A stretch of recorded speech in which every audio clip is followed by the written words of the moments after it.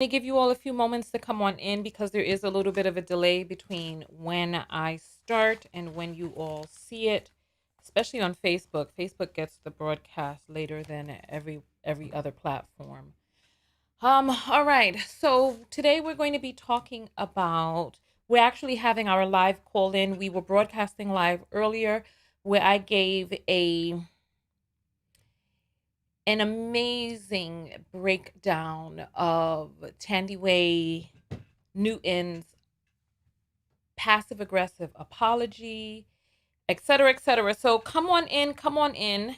The text notification squad has to get their notification. All right, there it goes. They're coming in fast today. All right. So we're going to be talking today about Thandiwe's apology. We were broadcasting in live earlier, and there were a bunch of people who said that they wanted to call in, and YouTube is not getting. All right, finally YouTube is on. All right. Perfect, perfect, perfect. When you start coming in, if you're part of the text notification squad, go ahead and throw up your 1010 so I can see who is in the building.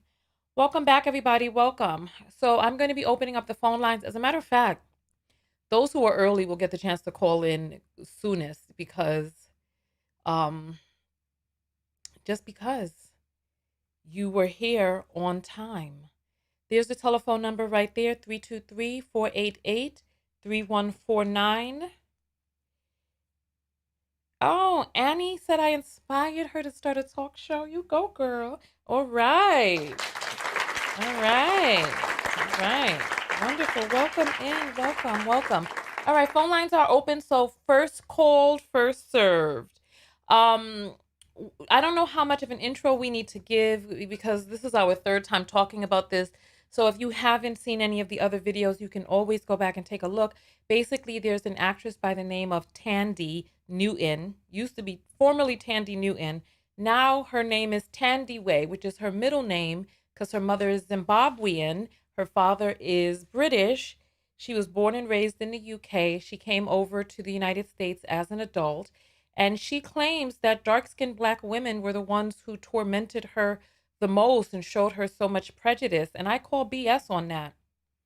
I call BS on it. And I'm going to, I had another epiphany while we were offline because there were some people putting up some very disgusting comments talking about how dark skinned Black women have always been jealous of them and all this other stuff. And when more people get in, I'm going to go ahead and do a survey with you all because I want to see something. Because I'm having a feeling that a lot of these, you know what? I'm not even going to give my theory. I'm not going to give my theory. I'm just going to go ahead and invite us to talk about what it is that we were speaking about earlier. Um, these platforms suppress true, real, honest dialogue, and I'm looking. There are 45 people on YouTube. There are 76 people on Facebook. And this is part of the reason that I do the text notification squad. I do the text notification squad so that regardless of what these platforms say and do, that we can always hear, oh wow. Um why is this is not uh I need to reply back to an email real quick. Today is the last day that we are going to be shipping. So we're down to the last 10 makeup packs and I'm compiling them now. So, and then after that, I have to get all of the boxes and everything into business storage. And somebody was supposed to give me a recommendation for places that I can warehouse my boxes until Christmas time again. And he sent me back a message that uh, let me just respond to this real quick. I'm waiting for information on storing now all of a sudden it won't type storing boxes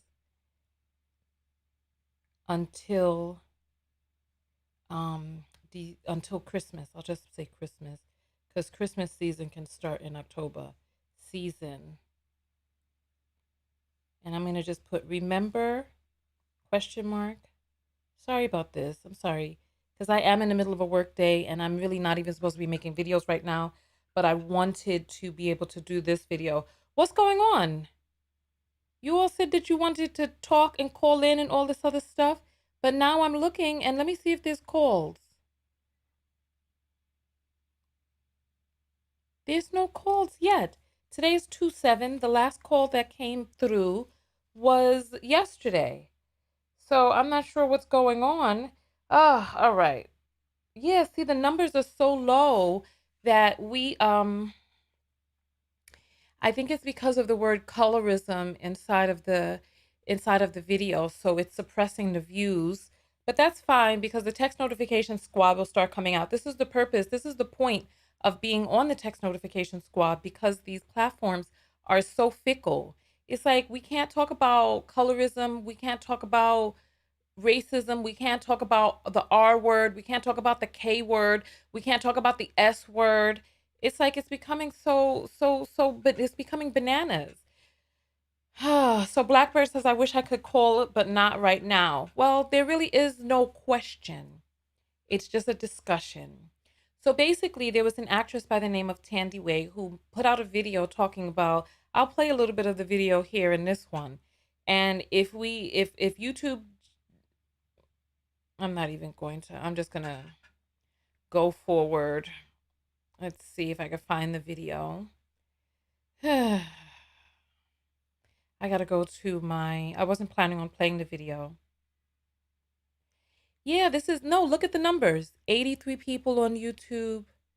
Finally, a call is coming in, but this is just so ridiculous. You're on the air live with Tanya. What's your name? It's Jujuby in a comment. Your name is what? Jujuby. Hey, Jujuby. Welcome onto the line. Where are you calling in from? Chicago.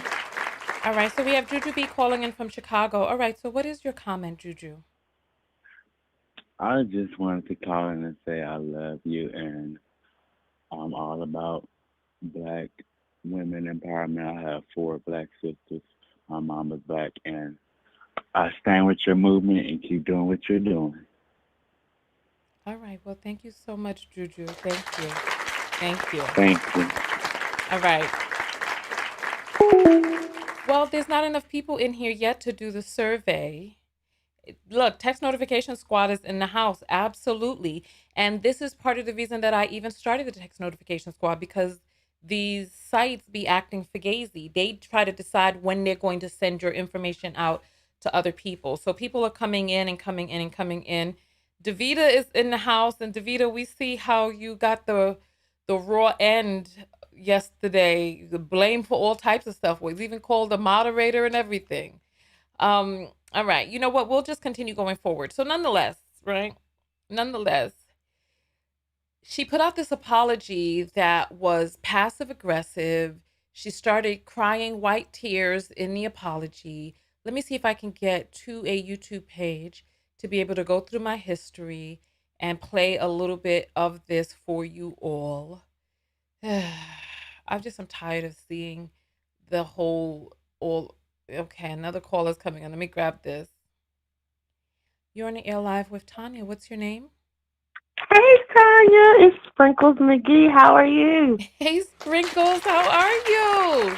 I'm good. I was so pumped that I got through. I was like, oh, I'm on here early. I got in them quick minutes. I might be in here quick. So thank you, Tanya. I love your show. Well, we love you too, Sprinkles. Where you calling in from? Baltimore, Maryland. Okay, we got Baltimore in the house. All right. You know. So, So so, so what is I your don't even know comment what to today about say. I this? want to one day get with you because I want to do a show just like yours. So I want you to mentor me, but we'll talk about that another day. Maybe in Okay. an email or something.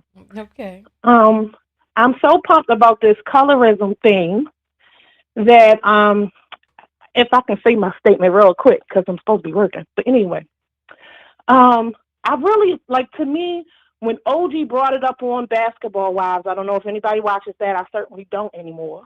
But Uh, she brought it up on Basketball Wives on how she was being treated as Yeah. far as a dark-skinned person. And Yeah. so now, once that came about, I thought that it was a perfect example because the way that they took that woman and would not let her participate in their reunion is why I don't watch that show anymore. She's a beautiful Ah. black athlete. She's probably the only person that has like a really good reason to be on that show. And they completely treated her horrible, hated it, right? Ah, yeah, So, yeah, yeah.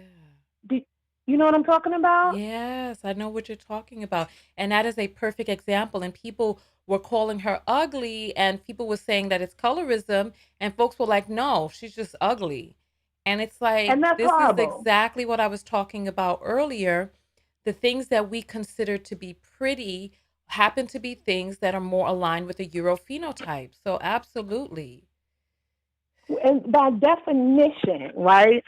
It was colorism in this clearest form. But then on the other side, now we got Thandiwe Newton, whatever she's been for whatever year, she's been changed her name. Now everybody's black. So I think it's beautiful that we're back to the 70s where black is beautiful. Now being Mm-hmm. natural is beautiful. They Mm-hmm. are really, really, now it's the selling thing to be black and beautiful again, right? And Mm. to a degree, I know what I hear you. To a degree, we as ourselves in our community, I think that we are trying our best to find our love back to blackness, right? Mm-hmm. So all of a sudden, we have all of these different groups. It's just like, no, no, but the black ladies are mean and they bully us. And you want to point so many fingers at us just because we're trying to love us? It's crazy Mm. to me. So Mm. I just want to say the self-love lesson in that is pay them no mind and love yourself because she is really just trying to sell her movie. It's clear that Mm. you're light, bright, and barely black, Mm. mostly white to our eyes, and you want to now do a movie where you're being like racism and I've been discriminated against and all this kind of stuff. And now you know that you ain't the person that's supposed to be doing that movie. So you want to cry and act like we bullying you. We so used to seeing that ain't nobody bullying you or even paying you no mind. It's just another Tuesday because that's what they do. They throw these half black people. Halle Berry, who's half black, she wants to be the first black woman to win an Oscar as in a leading role, but she's mixed. So we've been seeing this, boo. Nobody thinking about you. Stop trying to jump on the colorism train because the world has got such an obvious image of it. And now that it's been brought to the forefront and it's something that people are talking about more, all of a sudden you want to be like, me too, while you doing the same crap they've been doing forever. Does that make sense? Mm. Yeah, it does. However, I feel like I got to correct you on a few points, okay? Okay. Yes, All ma'am. right. So, one point I want to correct you on is the movie that she's doing, that role is not for a black woman. That role was for a white man. Hmm? Oh, see, I don't know nothing about the movie, so please tell me. Yes, the 'Cause I know movie she is. said something about discrimination. That's the part that's so confusing. The role was for a white man. And so she felt that she was too light skinned to play the role because they were looking for a black woman to play the role. And the role was originally for a white man, but they wanted to cast a black woman. And she felt that she was too light to play the role because of her own internal prejudice. And then she came out in this interview and was like, she was able to play this role of a white man because of the prejudice she received from dark skinned black American women. Make that make sense. Girl, bye. She's lying. You basically trying to jump on the colorism train. If you don't go sit down, if Yeah. that's really it, are you kidding me? Yeah, yeah, that's it. And then also, I wanted to also just jump in on the natural hair movement. And somebody brought this up in the comments, and I didn't even think to bring this up. And I'm so glad that you called in to bring it up, right? Mm-hmm. You remember what happened.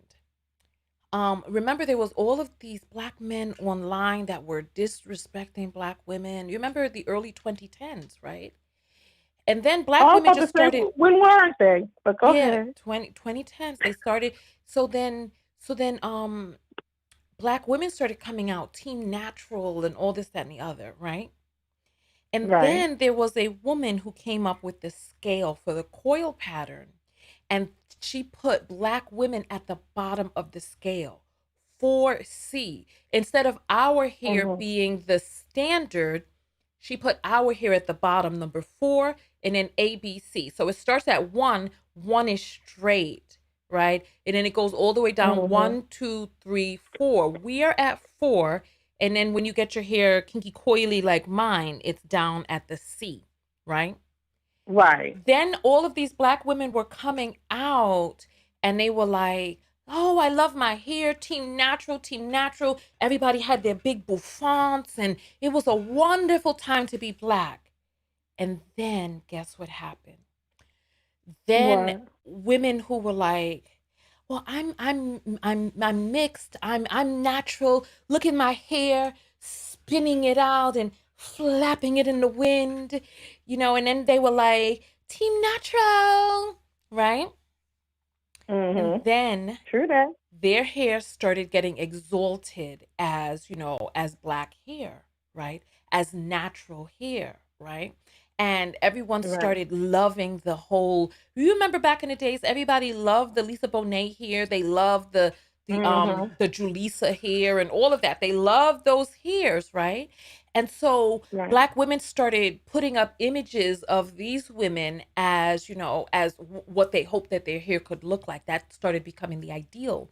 So mixed and biracial women started coming into the natural hair movement, co-opted the movement, and then made it their own. So much so that before all was said and done, white women started coming in like Team No. Natural, right? Because they were like, my hair is natural. I have naturally curly hair. My hair is hard to manage. I've been discriminated against my whole life because of my hair, and crying and all this other stuff about how unruly their curly hair has always been in their family, and they were the black sheep of the family, and blah blah blah blah blah, right? And then Right. before you know it, the natural hair movement just, there was infighting in there, and the people who Yeah. started the movement got pushed out. um You're right. people who, because remember, the all of the shelves had nothing but relaxer on them, and then when the natural hair movement came out, they started making product for our hair. And Right. then even Carol's daughter, before she met her big decline, she decided to come out and try to cater to white hair textures, etc., right, or European textures. And then With a the by curl.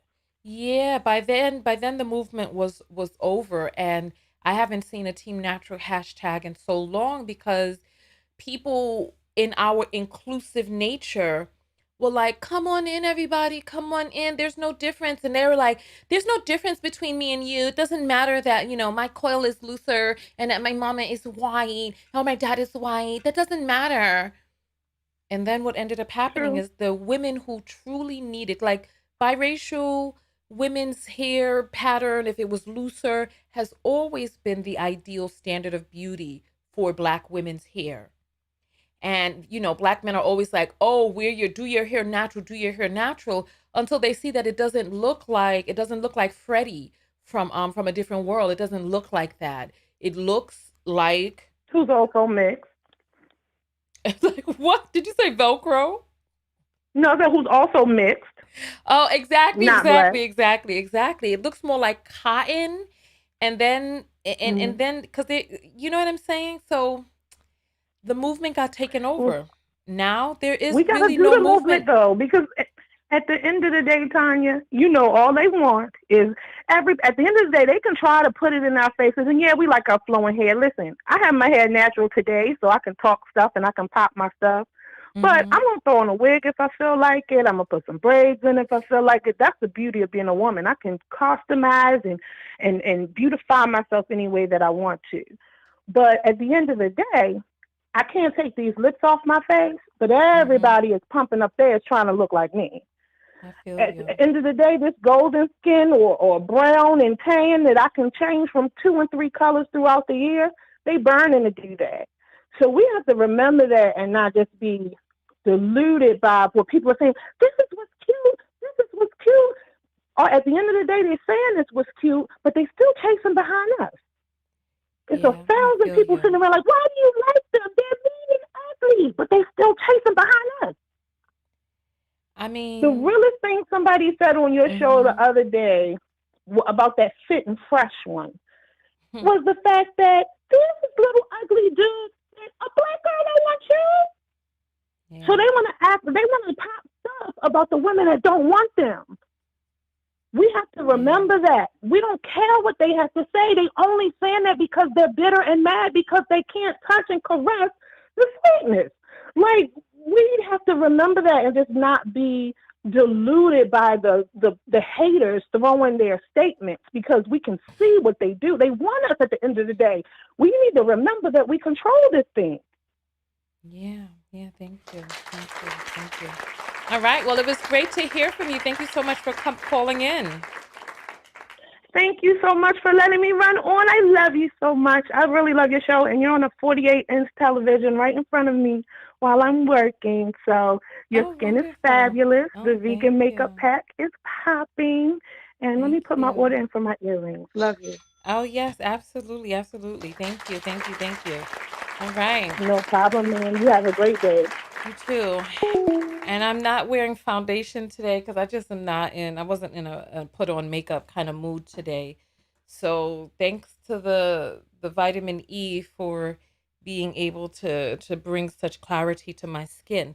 But nonetheless, so I wanted to just make a statement to somebody who commented in the comment area that there are white and Asian women who have unruly hair who needed to be in a natural hair movement. See, this is part of the problem right there. And it's part of the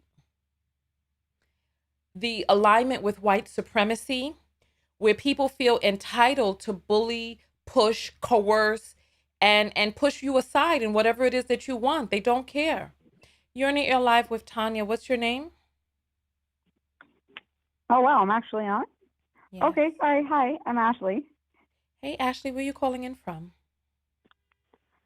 Canada, Okay. Hi, Ashley from Canada. Ontario. All right. So come forward, talk to us.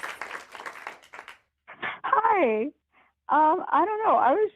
It got a little sidetracked in the topic a little bit. We started talking about her and what was going on, and then we got on to hair, and then we got on to this. And sorry, I was just, so we were talking in the beginning, about what was going on with her, and that can you just reiterate to me in the beginning what it was that she was mad? People were mad because it was, she was upset, saying that she couldn't get the role, or she wasn't right for the role because she wasn't Have you dark enough. seen Is any that what of it the was? other have you seen any of the other videos, Ashley?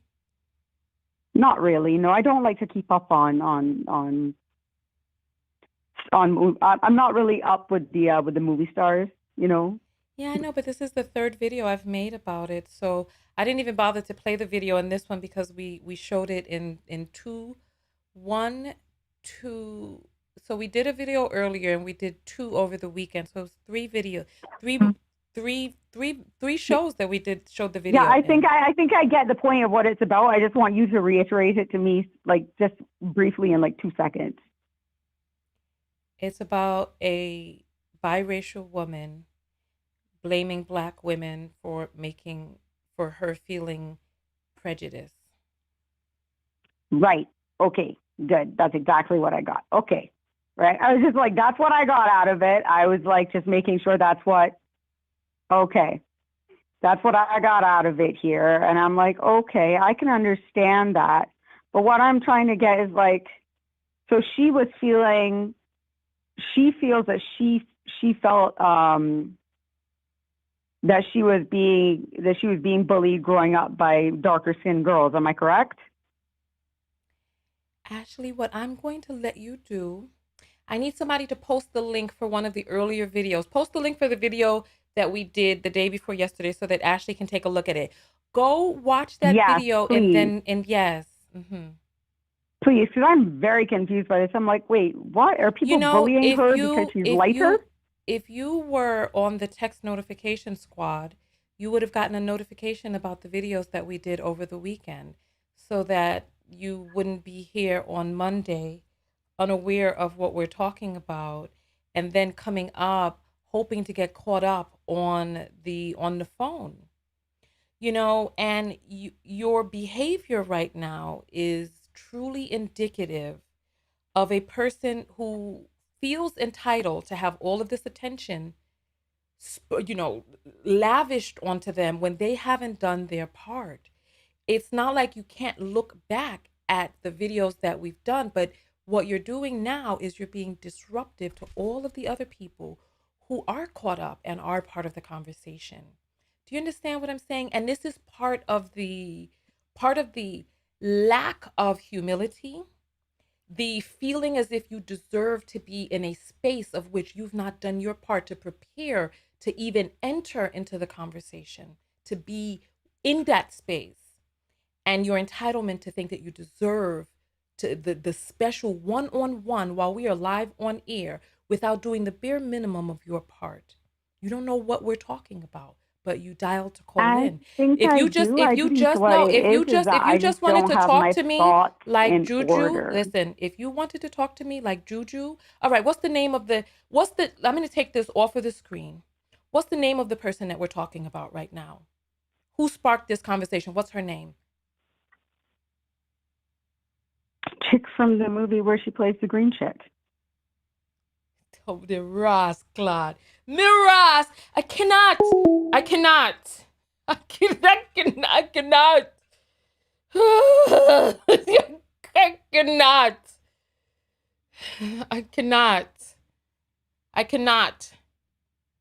Zoe Saldana was in Avatar, and those people were blue. Thandiwe Newton. Oh my God, you see what I'm saying? I cannot. I cannot.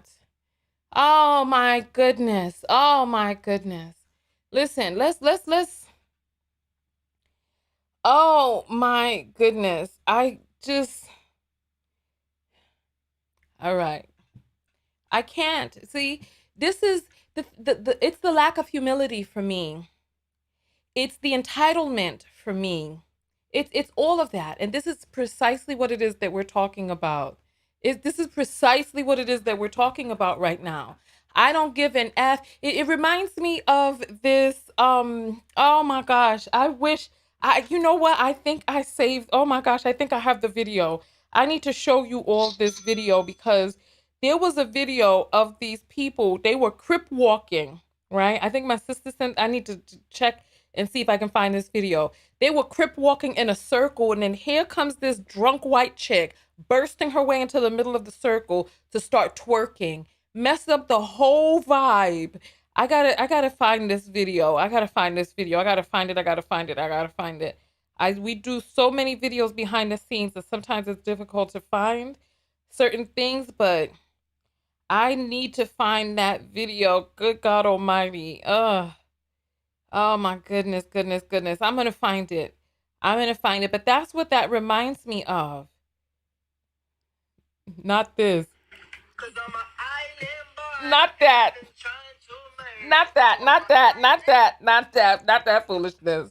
Not that foolishness. Oh God, I got to find it. Nonetheless. Oh. Do you all like the way my niece did my makeup?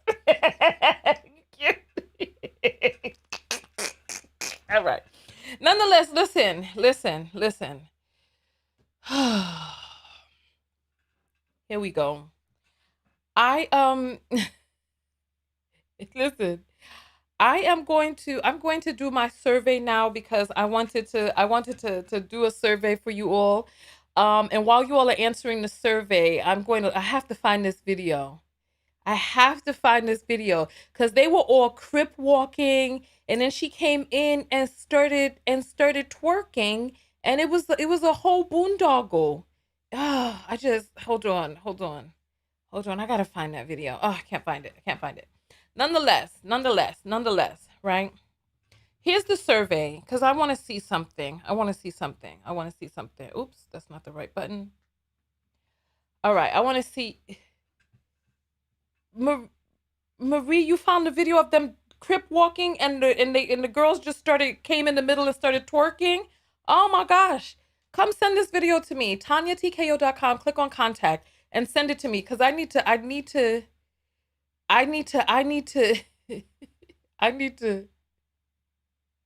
wait, you all got it. Send it to me.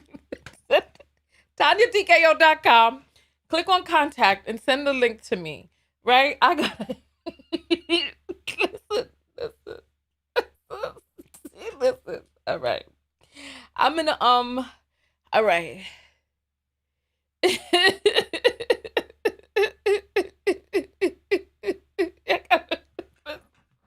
All right. Oh, it's OT Genesis you all are saying? All right, hold on. I'm going to my inbox because Marie's going to send it to me. All right, hold on. I'm waiting for it. I'm refreshing right now. I'm waiting. I'm refreshing because you all have to see this. Oh my Lord. I get so many messages from people talking about they want to advertise on my channel, all these fake scams coming in. I have to show, come. Okay, here we go. Here. Here, I think this is it. Yes, I think I got it. I think I got it. Wait, I hope this is it. I can't breathe. I can't breathe.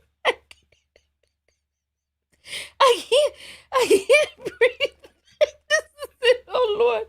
Oh God, water's coming out my eyes. I can't.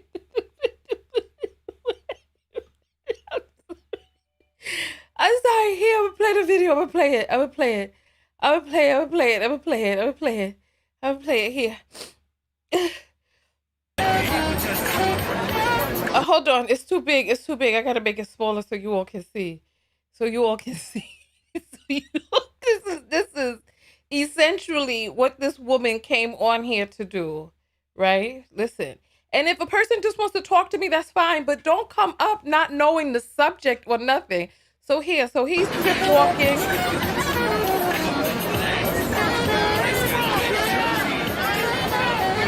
Hey. All right.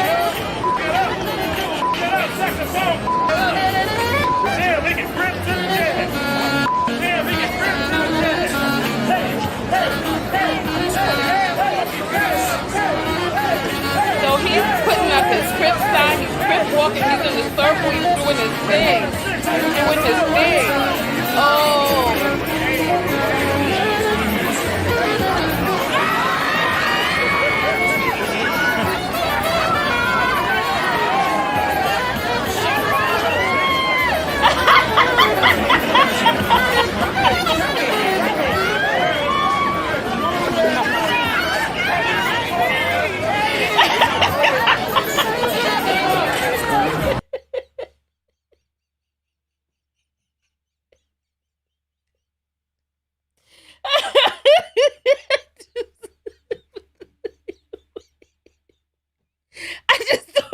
I don't understand. I don't understand. So he's doing his thing, his fancy footwork, right? He's doing his fancy footwork, right? Doing his thing.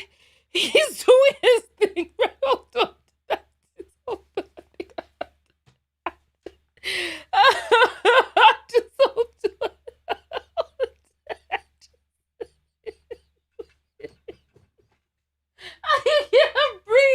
I cannot breathe.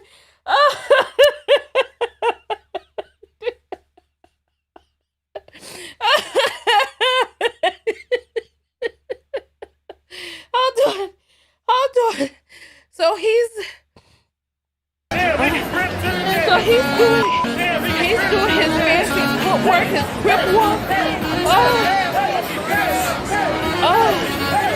He's throwing up his signs. He's doing all of that.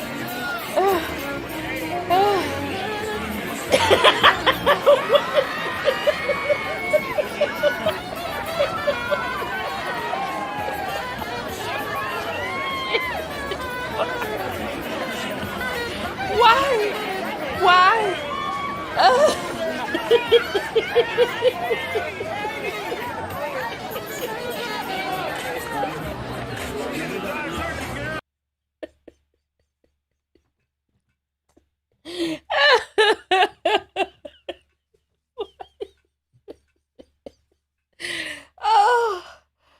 oh,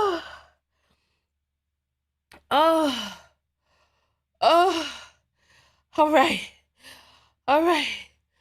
Oh, okay.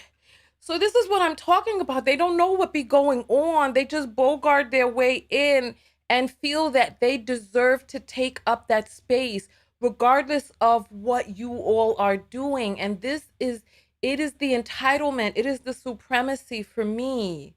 They don't give an F what you were talking about before, what the subject matter is, who it's about, what's the context, what's the nuance, what's the intelligent dialogue that you all are having. It does not matter.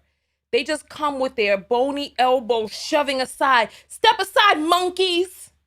I'm here. Let's see how the superior person is. Come on. All right. I'm sorry. All right. All right. The edited one is better, you all are saying? All right. Where's the edited one? Where's the edited one? That's the first link that I got. Right? Let's see. Let's see if this is the edited one. No, that's not the edited one. That's the same one. I got two other ones. Let me check this one and see if this one is the edited one. Okay, we'll play this one. I got it. Here. I got it. All right, here.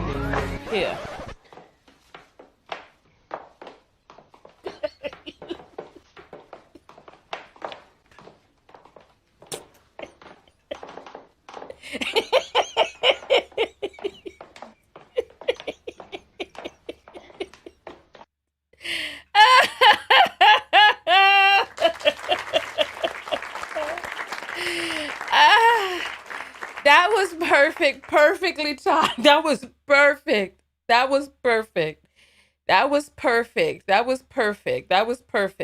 All right, listen. Listen.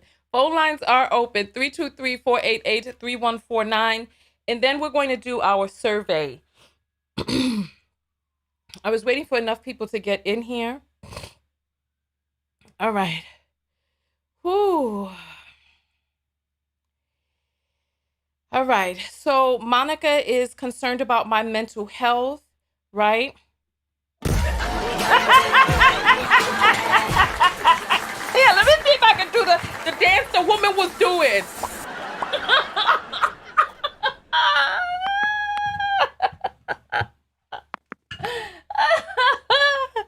Listen, I get my mental health checked at least once a year, so I'm good. You don't have to worry. I'm good over here. You're in the air live with Tanya. What is your name? Hello. Hi. What is your name and where are you calling in from? Lauren, I'm calling from Florida. Hi, you said your name was Lauren and you're calling from Florida? Yes. All right. What is your comment here today? I think it's about the delusion that they try to force on us, and the sense that she was crying about people talking about she doesn't represent her mother, she doesn't represent Black women, but I'm just like, hold on for a second. I have to restart the audio engine to make sure that everyone can hear you. All right, I just restarted it. Go ahead. I'm sorry. No problem. I was saying how when she was crying about not people talking about how she doesn't represent her mother and doesn't represent Black women, and I'm just like, does she think we're delusional? Is she delusional? Are we supposed to be living in this fantasy land with her? Because I'm just like, you must know that you don't represent your mother. Like, you don't look like your mother. I can't understand you. I'm sorry, I cannot understand what you're saying.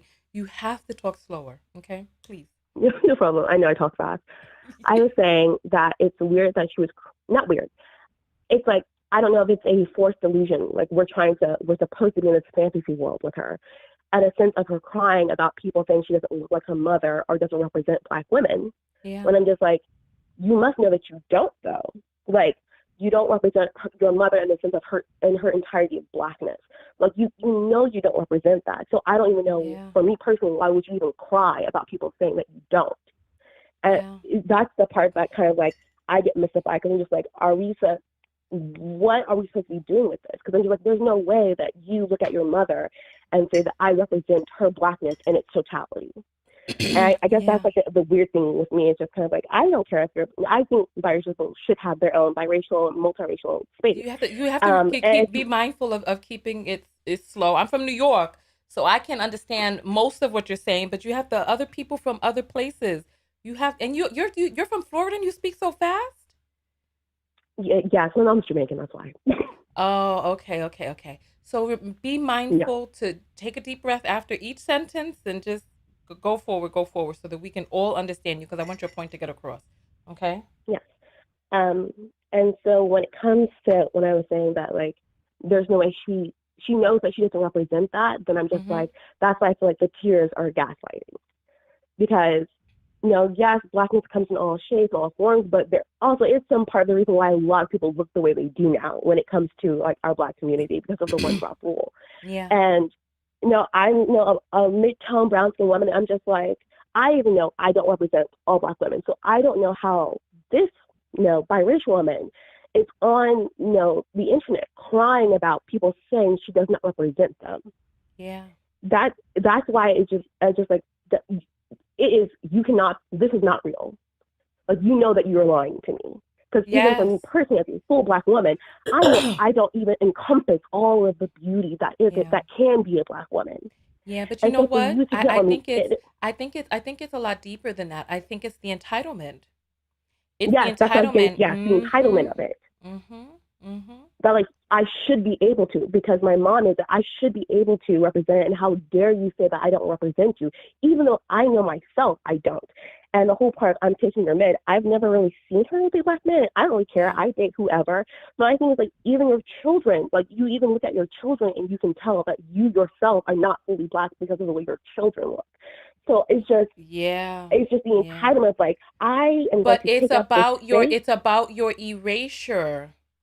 It's the entitlement that comes from what it is that she's learned from being in the spaces of being biracial with, you know, with her European father, and the ways that they bogart and feel that, oh, this is your land, it doesn't matter, I'm here now, monkey, move over. And it's the entitlement. It's about I am the new Black woman. My 3/4 white children are the new Black women, and you, in all of your darkness, who are you? It's that same mentality, that same manifest destiny, taking over other people's space and land mentality, the humility that you don't see coming from Black people. Yes, and we're just we're now accepting any person with any percentage of Blackness, even though race is a social construct with real life consequences and rewards, and you know that you get them. And yet you still expect for you to be in the space to pick up all of it, to represent all of it, knowing that you cannot face the same consequences, and you have your own life and your own path of being biracial and multiracial, which I will always respect. But if I'm supposed to respect you, you need to respect me. Yes. But she doesn't want to respect you. That's the thing. She wants you to bow down to her and confirm her version of reality. I am Caribbean American. My father is from an island called Nevis. My mother was from the South here in the United States. And so I was raised in a bicultural household. And I do not know what it is like to be raised in a fully American household, because my reality has been shaped by my father's perspective on life, on not having been beat down as much as an African American in this country. So I am where it is that I am in life right now, owing in part to his version of reality, having not gone through the same journey. And so how could she, in a household with white male patriarchy, feel that she has a a what is the word? What is the word? Identical, an identical experience Yes. to even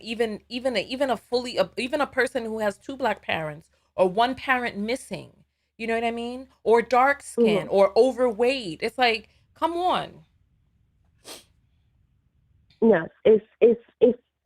It's like this is this is not real. This is that you're not true. Especially since she turns it around on the black woman that she says she is told that she doesn't represent.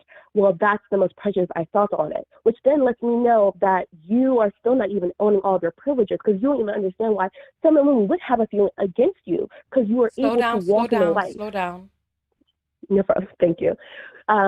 Turning around, talking about the prejudice that she faced from Yeah. black women and dark-skinned black women, still not even acknowledges the privileges of why some people might have a feeling about you, about the fact Yes. that you walk this life and walk this space with no regard for how you end up, how she ended up where she is right now. Because if she was a fully black woman, she would not be on, she's really big on like, the sci-fi world. There's still not a lot of black faces in that space in film and entertainment. And so there's a reason why you're even able to be there in the first place. Yeah, absolutely. Thank you. All right. Well, thank you so much for representing. Thank you. Sorry, I know I talk so fast. I'm working on it, but thank you for your time. All right. Bye-bye. All right. That was great. I'm so happy to have people who are participating in the dialogue cogently. I appreciate that. I appreciate that.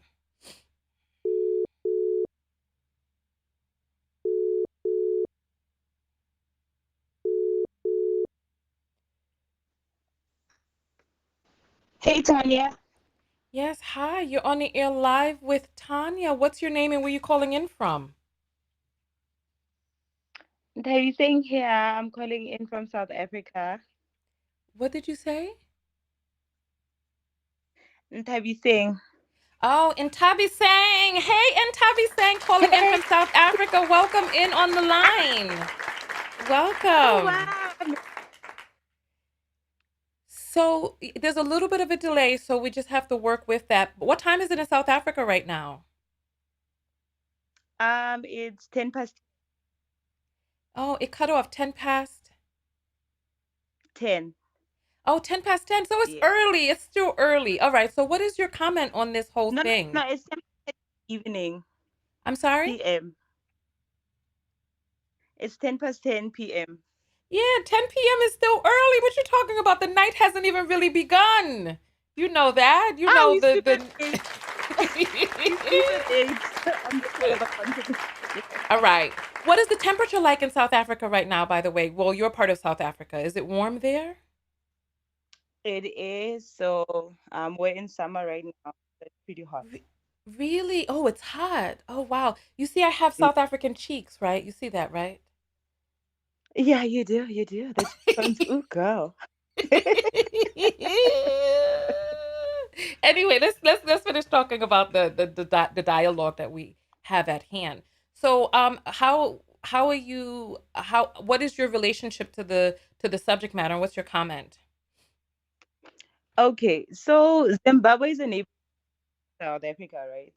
So she's pretty nearby, and she's been posited as You know, I can't hear you. sort of an I'm gonna call inspiration you to. right back because the connection is so bad. How what does the I'm sorry, what does the bars look like on your phone? Do you have a good signal? It looks like it, but I can maybe restart it. You can call me. Yeah, you know what? Restart it. I'm gonna call you back in 1 minute, then I'm gonna give it enough time to restart, okay? Because I really want to hear what you have to Right. say. All right then. Okay. All right. Sorry about that. Hey, but we got South Africa in the house. We got South Africa in the comments. And I appreciate all of you from South Africa sharing the videos because I actually South Africa is one of one of my main supporters internationally, which I'm really surprised by. And I think it's because of the cheeks. You know, I honestly I think it's because of the cheeks. I think it's because of the cheeks. Michelle says she could hear her just fine. I couldn't hear her. It was cutting out. So I'm gonna give her a call back. So don't worry, don't worry, don't worry. We're gonna get her back on the line.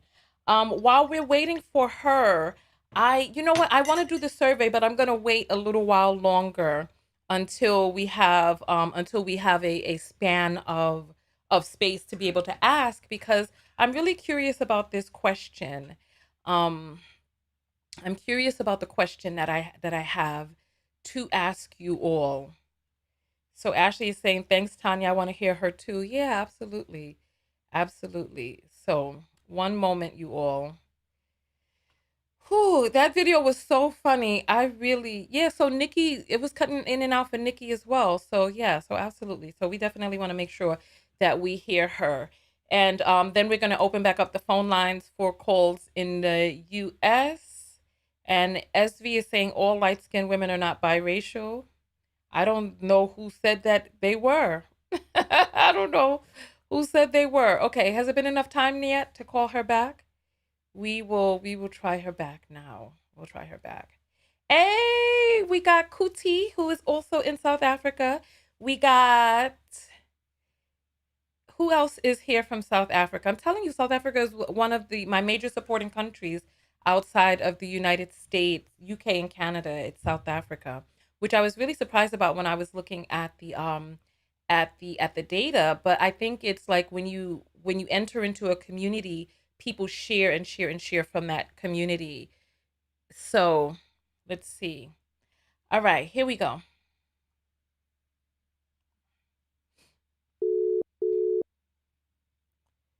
She's speaking on it now because she had a movie coming out. All right. Hey, Jane Hey, Tanya. and Tabi Sang. Is it better now? I hope it is. So you were saying that Zimbabwe is a neighbor of South Africa? Yes, it is.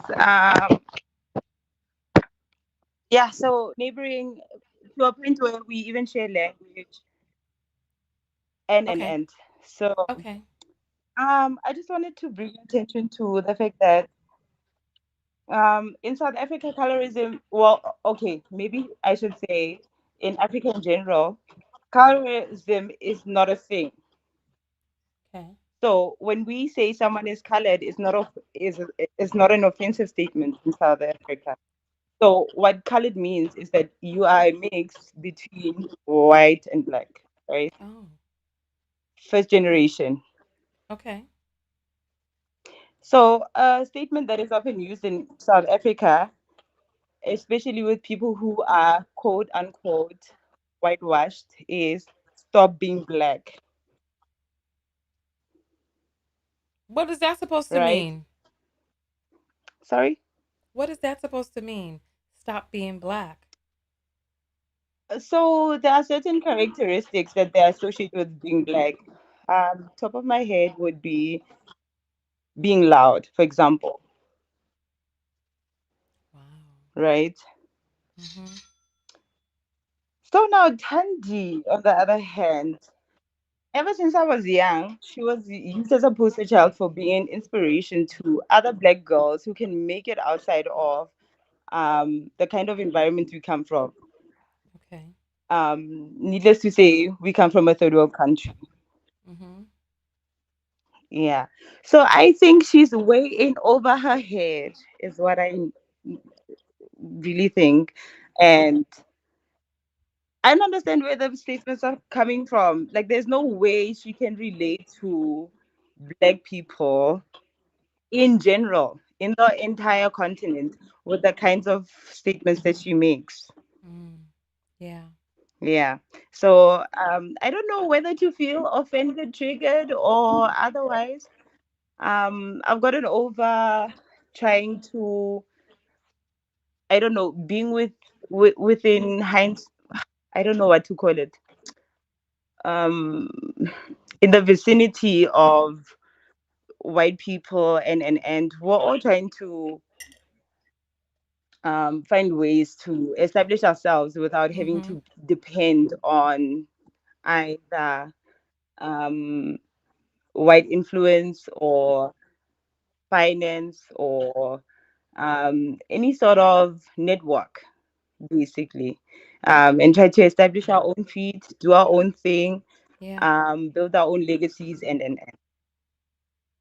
Yeah. So the statements she's making, definitely not for us, perhaps for somebody else. Maybe she's looking for buy-in from white people, Yes. is what I think. Yes. um I've seen it with some of my colleagues whom I try to relate to, who are I'll call it biracial for the sake of your platform, Mhm. but we call them color on the side of the earth. Okay. um so maybe, you know, like you would see, okay, so I was talking about the colleague, right? So she's colored, right? Mhm. And then but she wants to associate herself more with white people, Mm. and you can tell in the types of people she dates, she doesn't give any airtime to, she's a lady also, she doesn't give any airtime to us as black people, from a lady's side and from a dating perspective. Yeah. So she would rather date white than black. Okay. How do people in South Africa feel about that, or how do people in your area feel about that? We've gotten over the fact of trying to be nice to them, trying to do this, trying to do that.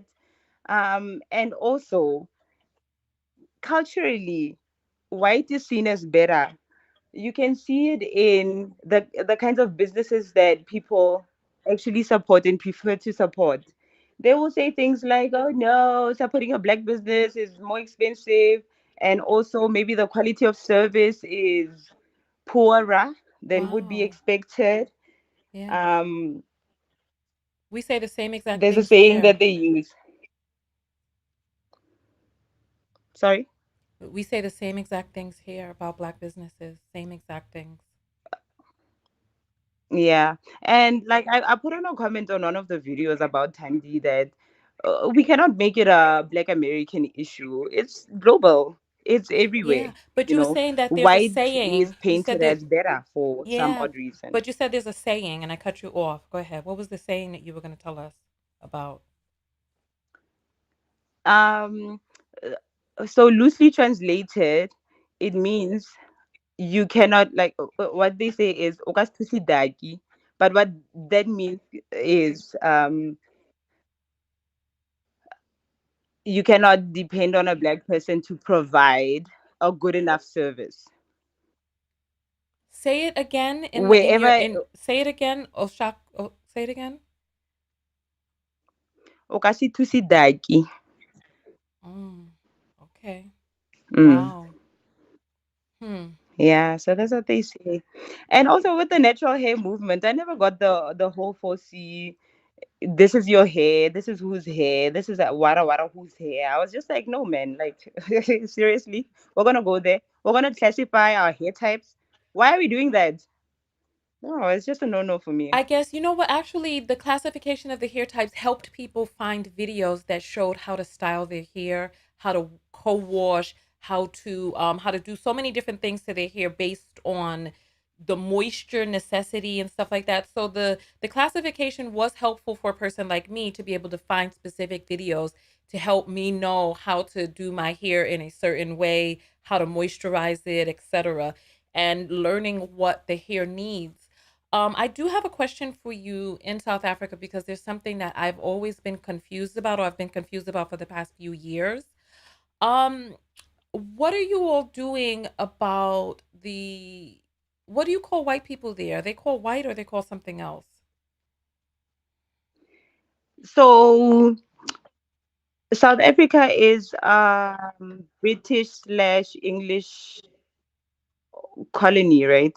So we have both Dutch and English. Not necessarily Is it Dutch. There are still called Afrikaans on this side, and is I've it met Dutch people, and is it they not classify the language as like a baby Dutch. okay?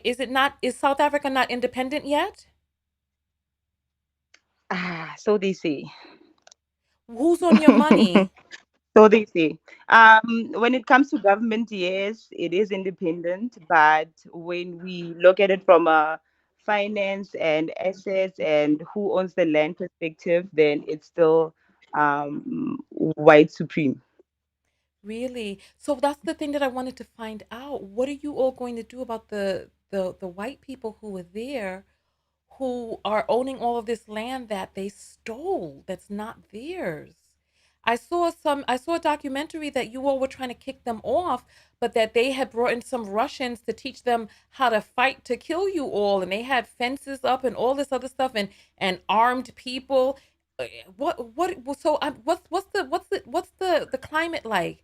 Are they being kicked off of the land? Because I heard that the avocados, like Haas avocado, I believe it is, or something. It's some avocado producer out there has passed the land down in their family for generations, and they don't want to give up the land, and they are talking about causing some big problems if somebody tries to come and take the land.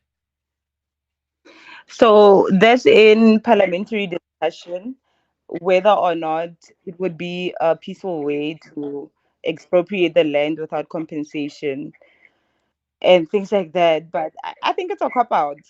I think somebody's being paid to just keep their mouth shut and make sure we stay in the circumstance that we find ourselves in, even 20 plus years after the so called democracy. Wow. Mm. Whew, that is so deep. Thank you so much for adding your point of view on the conversation. It was interesting to Thank you. hear Thank from yeah, you. thank you so much for and Tavi saying we love you. Thank you. How do you say thank you in what language do you speak? I speak, well, I'm Pedi, which is Southern Sotho, but how you say thank you is Kia leboha. Gele Kia, Woha? Gia? say Kia, Sekia? Kia leboha. Gia Leboha? Yes, Kia lebo. All right, Gia Leboha. Thank you so much for calling in. Ah, Kia leboha. All right, that was amazing. Okay, so I'm going to ask you all the question that I've been wanting to ask, right? This is a question that I've been wanting to ask because I'm trying to see something. That's not the right, I guess it's not the right thing. All right. So the question that I want to ask is this. This is a question to people who are light complected. If you are lighter than a brown paper bag, right? I don't have any brown paper bags around here, but oh, I do actually. Here.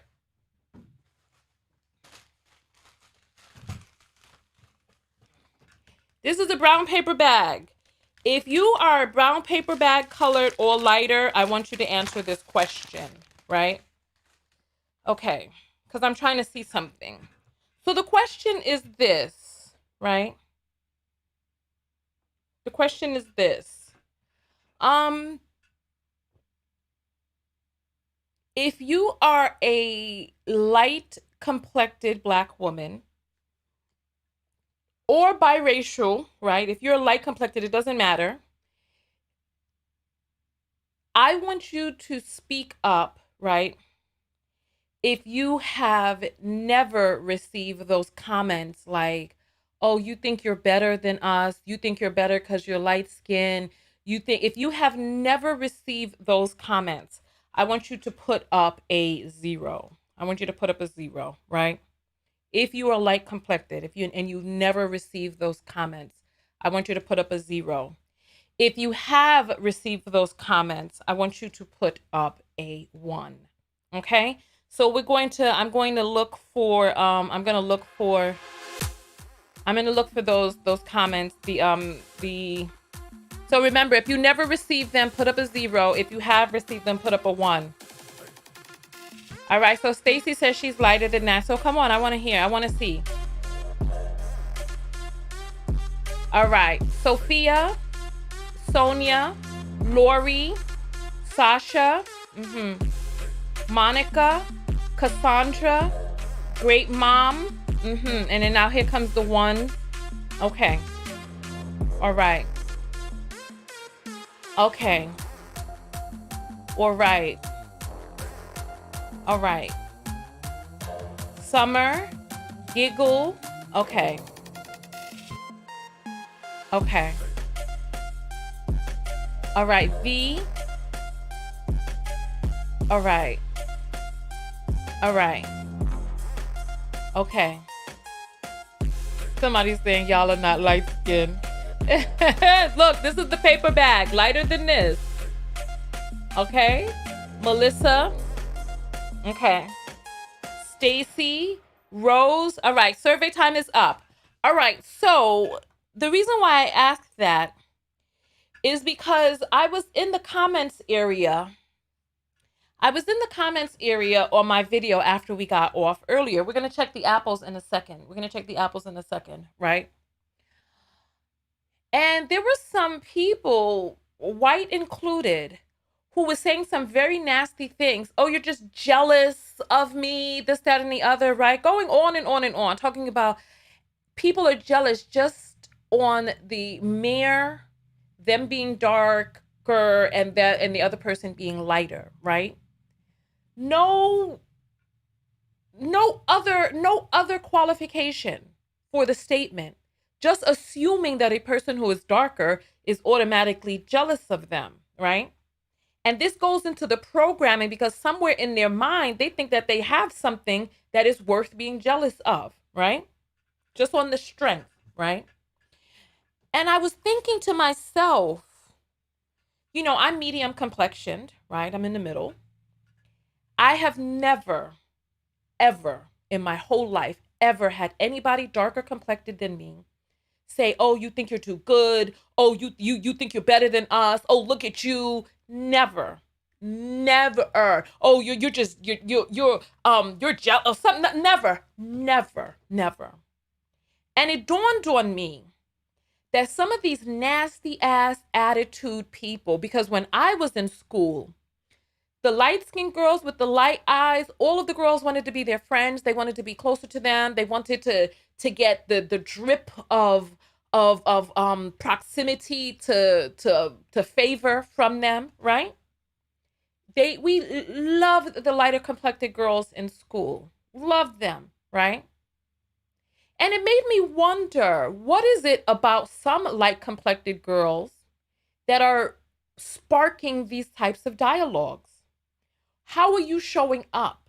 How is Tandy showing up? How are some of these people making these problematic comments in the comments area? How are you showing up that people are saying to you, you think that you're better?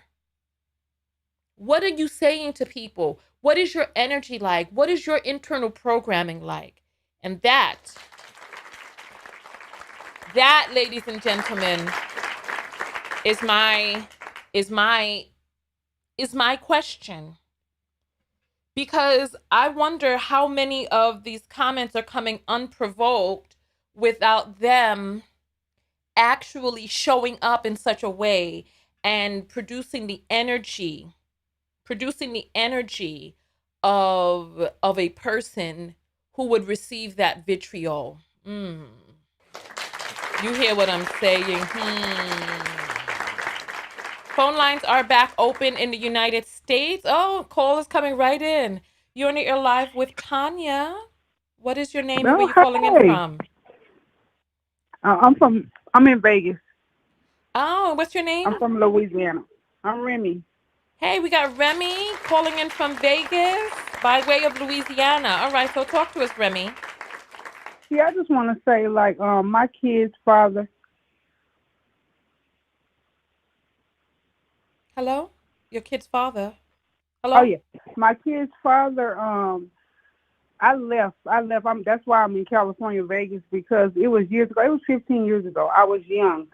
And he used to be abusive to me. Like, I was in a real abusive relationship. And when my daughter was like 7 years old, he used to come through our windows and stuff. That's the signs, like when people coming through your windows or like stalking, like outside at your job, walking, beat you, to the place.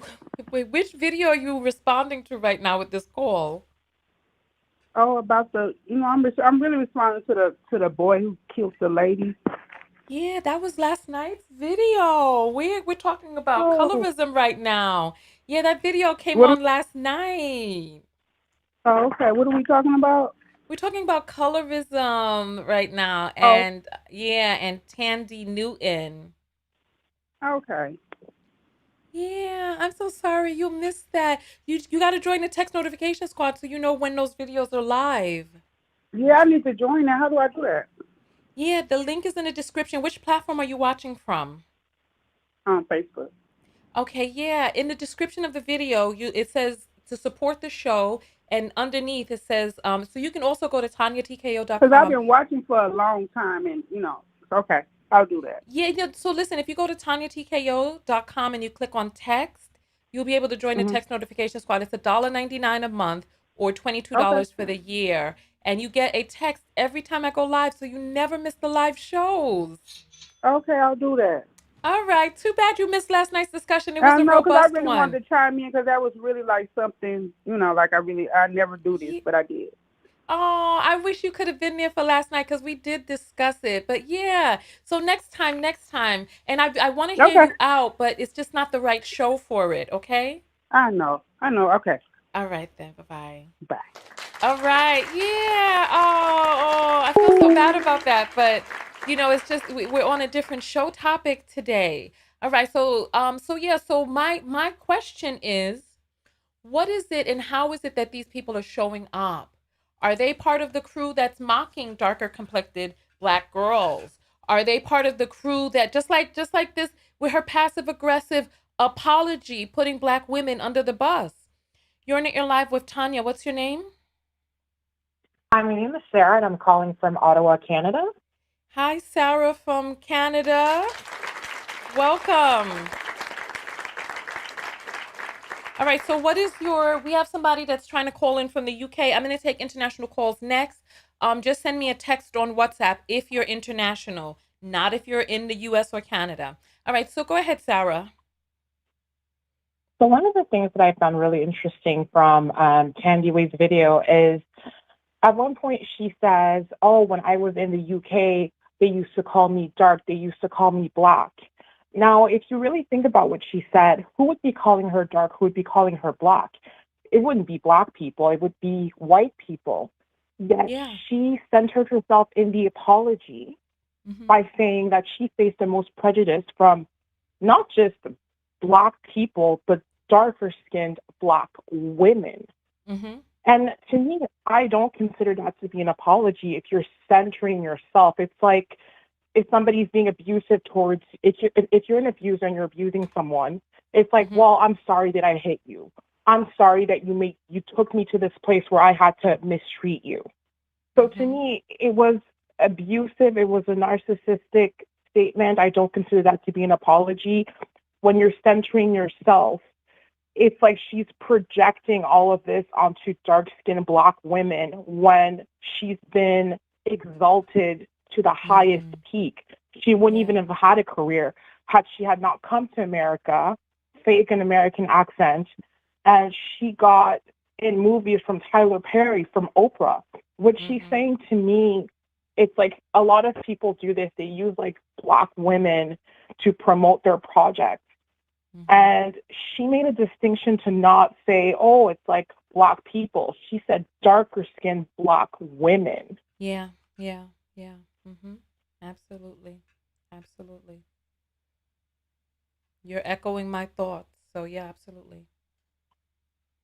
Yeah, so that's my thoughts on that. And I just feel like this is exactly why I think it's very important to gatekeep and to not invite everybody in our spaces. I kind of blame us as women to always want to be adjacent with biracials and wanting to let them in and wanting to let everybody at the cookout. And this is what happens. Yeah. Did you see my video that I made earlier today? Yes, I did. I did. Okay. Well, yeah, you're echoing my sentiments. So yeah, yeah, thank you. Thank you for stating it in this You're video in welcome. case anyone didn't hear that before. So thank you so much. You're welcome. Thank you. All right.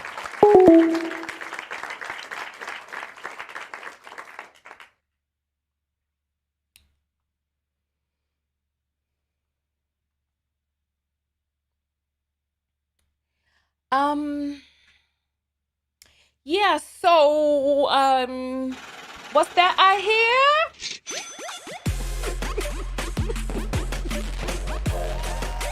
Hey, hey, hey, hey, hey, hey, hey, hey, hey, hey. All right. Keyshara says Zoe Zaldana played Nina Simone, popped in my mind. Okay. All right. We did showcase some of that boondoggle earlier. Dominique sends $2 and says Andre wait, hold on. Let me read this. Andre Walter, Oprah's hairdresser, also biracial. How does this relate? I'm confused. Oh, because she's keeping biracial people around her. Okay. Ashley sends $1 and says it was some odd passive aggressive victimization. Definitely took a jab at dark skinned women. And Tabitha sends $5. Thank you so much, Tabitha. Thank you, thank you, thank you. Thank you. All right. So there was a person who called in from the UK, but I needed her to send a message on WhatsApp, but she hasn't sent the message yet. So we're going to open back up the phone lines in the US. All right. Phone lines are back open. Thank you all so much.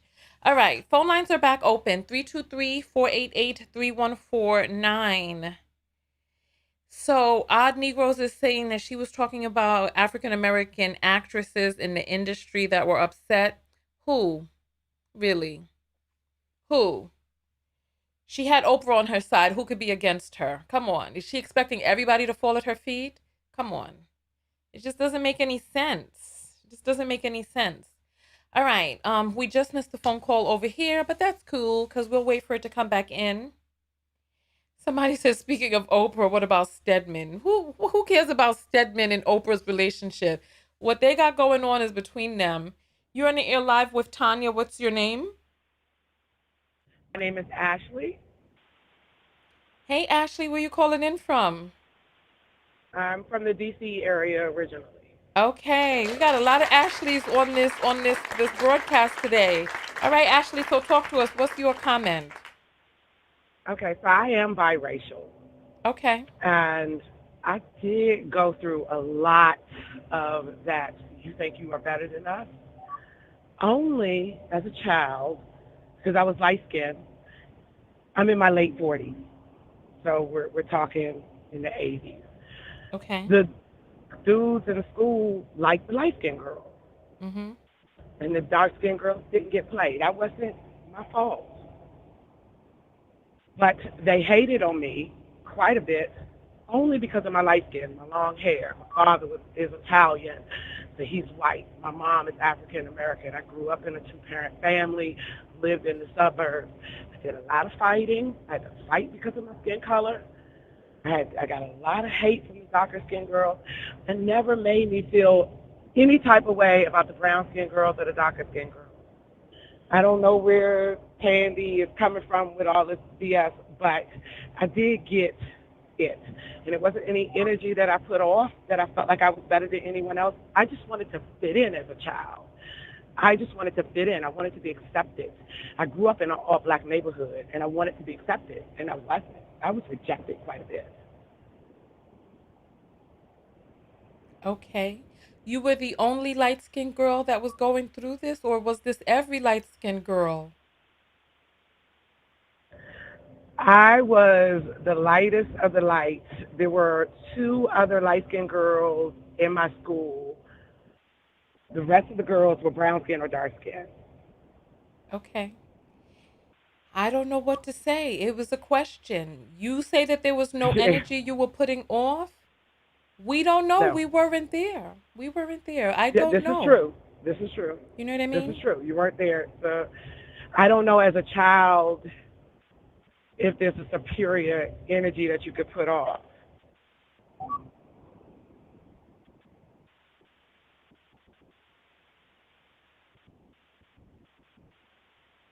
Did I lose you? No, I'm here. You know what? Okay. We receive all different types of programming. You know what I mean?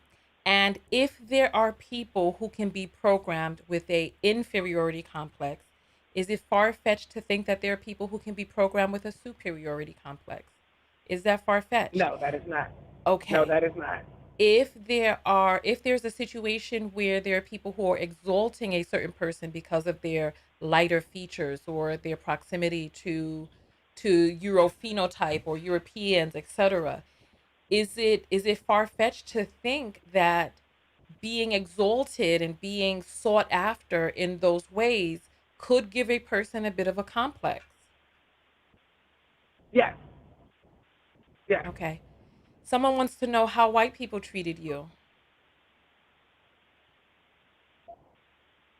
Okay, so the white people on my father's side of the family rejected us. And how the white girls in school treated me, they were more accepting of me. But I was the black girl in the white girl crowd, if that makes any sense. Just like Amru Foodle. Mm-hmm. Question I to was, you. Yeah, Amru Foodle, he's from Fresh and Fit. He was the token black friend among all of the non-black people. He was the black buddy and all this exactly. other stuff.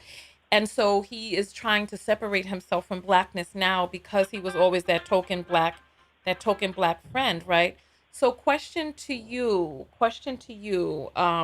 about uh question to you about I just got a call in that I need to answer, but I'm not going to answer it, so it's kind of thrown me off. Question to you about the pain that you felt being rejected by white people versus the pain that you felt being rejected by black people. Compare the two. They were equally as painful. Because white people didn't accept me because I was black, and the darker skinned black folks did not accept me because I was light skinned. Right, So but the my pain was question equally as painful because I fit in nowhere.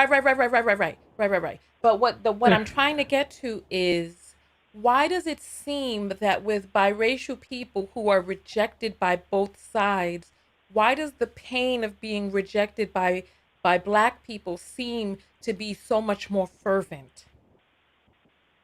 Because white people and everyone else outside see us as black, but our own kind won't accept us. But your They own reject us kind, outright. right. But what I'm saying is My, who is your my own own kind kind? is African American people. I did not grow up around my white family because my white side of my family rejected us. But that pain you say was equal, but you Father, called up talking about the black people rejecting you, not so much the white people rejecting you, even though you say the pain is equal. So well, because the mhm. question was, what kind of energy did I put off? So I wanted to address the kind of energy that a child doesn't put off. I mean, I was not exalted. The only time I was found to be equal and okay was in the church. There Well, in the church, so hold on. everyone So from let's both so sides accepted me. let's right. So let's continue forward with what it is that I'm asking you about Okay. about on the one hand, right? Your white family rejected you, and instead of saying that those are your people, even though these are your family members, your family rejected you, you're saying that these random people in the neighborhood were your people merely because white people saw you as black because you were tainted with this stain of blackness. So your family rejecting you versus random people in the neighborhood rejecting you, and you feeling as if they should accept you even though they're not even related to you. Yes. Yes. You can see Because the I didn't disconnect, know any right? of those white folks. I didn't know any of those white You folks. didn't know your white family members? No. Because they rejected us outright as a baby. As a baby. When my father went to introduce me to his dad, he took me to New York to introduce me to his dad, and I was 2 months old. My father took me to introduce me to his dad. He found out at that time that his father had passed away a month before, and they had buried him. And they told him, you can come back and see us, but don't bring them back with you. My Okay. father cut off his family because of the racism and the rejection of his family. Okay. So I didn't know, I didn't even associate. I never grew up associating with them. I grew up in an all black neighborhood around African Americans. Yes, there were a few whites at our school, but not that very many. Okay. Did you feel that the white people in the school were your people? No, So you did not feel that the white people were your people, but you felt that the black people were your people. exactly. I'm so confused by that. Why? Why were the white people not your people? Because I never associated myself with the white side of my family. I know, but And you the saw white you side saw of your me, father, white side right? of me. You saw your Yeah, father. my father is white. Yes, Right. Italian. So when you Yes. saw these And I white people who had the same skin and hair as your father, did you not say, "Oh, my long lost family, cousin, no. accept Mm-mm. me into your No, absolutely fold"? not. No? Absolutely not. So No. you No. didn't see the white people at your No, school and say, absolutely "Cousin, not. I'm home"? Oh no, absolutely not. Why? I'm trying to understand Absolutely not. why. Because I always saw myself as black. I'm How a did you see I'm yourself as a black black and you saw person. two different people in your house? You saw one person that had brown skin, one person that was melanin deficient, maybe because he could have been from Sicily, right? And so you Yeah, saw but these that's two Sicily. people in your house. So how did you come to say, "Oh, these are my people, but these people are not"? I want to know. I'm My so confused. brothers, my Mhm. brothers, my brothers are both full African American. So I have two half brothers that are older than me. They are both full African American. All that was in and out of our house was black people. That's it. And through the religion, they accepted me. As part of the religion So in your church, they father kept accepted no me. white people. He had no white friends. No, no, absolutely not. So he was asked. He was Absolutely not. excommunicated. He was excommunicated. Yes. Do you speak Italian? Ciao bella. No, I wish I wish Daddy had taught us some Prego. Italian, but no, Daddy didn't even teach us Italian. So he just was like, "Oh, I'm just going to have these." Have you ever been to Italy? No, not yet. Your Not it's father on my failed bucket list. you, and you 50 Yes. now. Your father has Yeah, failed almost you. 50. He's failed Yeah, you. Are you upset with your father yeah. for failing you? I'm upset with him for not teaching me Italian. Yes, yes. Daddy should have taught me some Italian. So, no, listen, tell your It's not father, too late. I could Tanya probably call him and tell TKO. him to start the No, Italian you should lessons have back. already. Which part of, where is he from? Vicenza? Is he from Venezia? Where is he from? He's from Sicily. Daddy's from Oh, Sicily. so he is a Siciliano.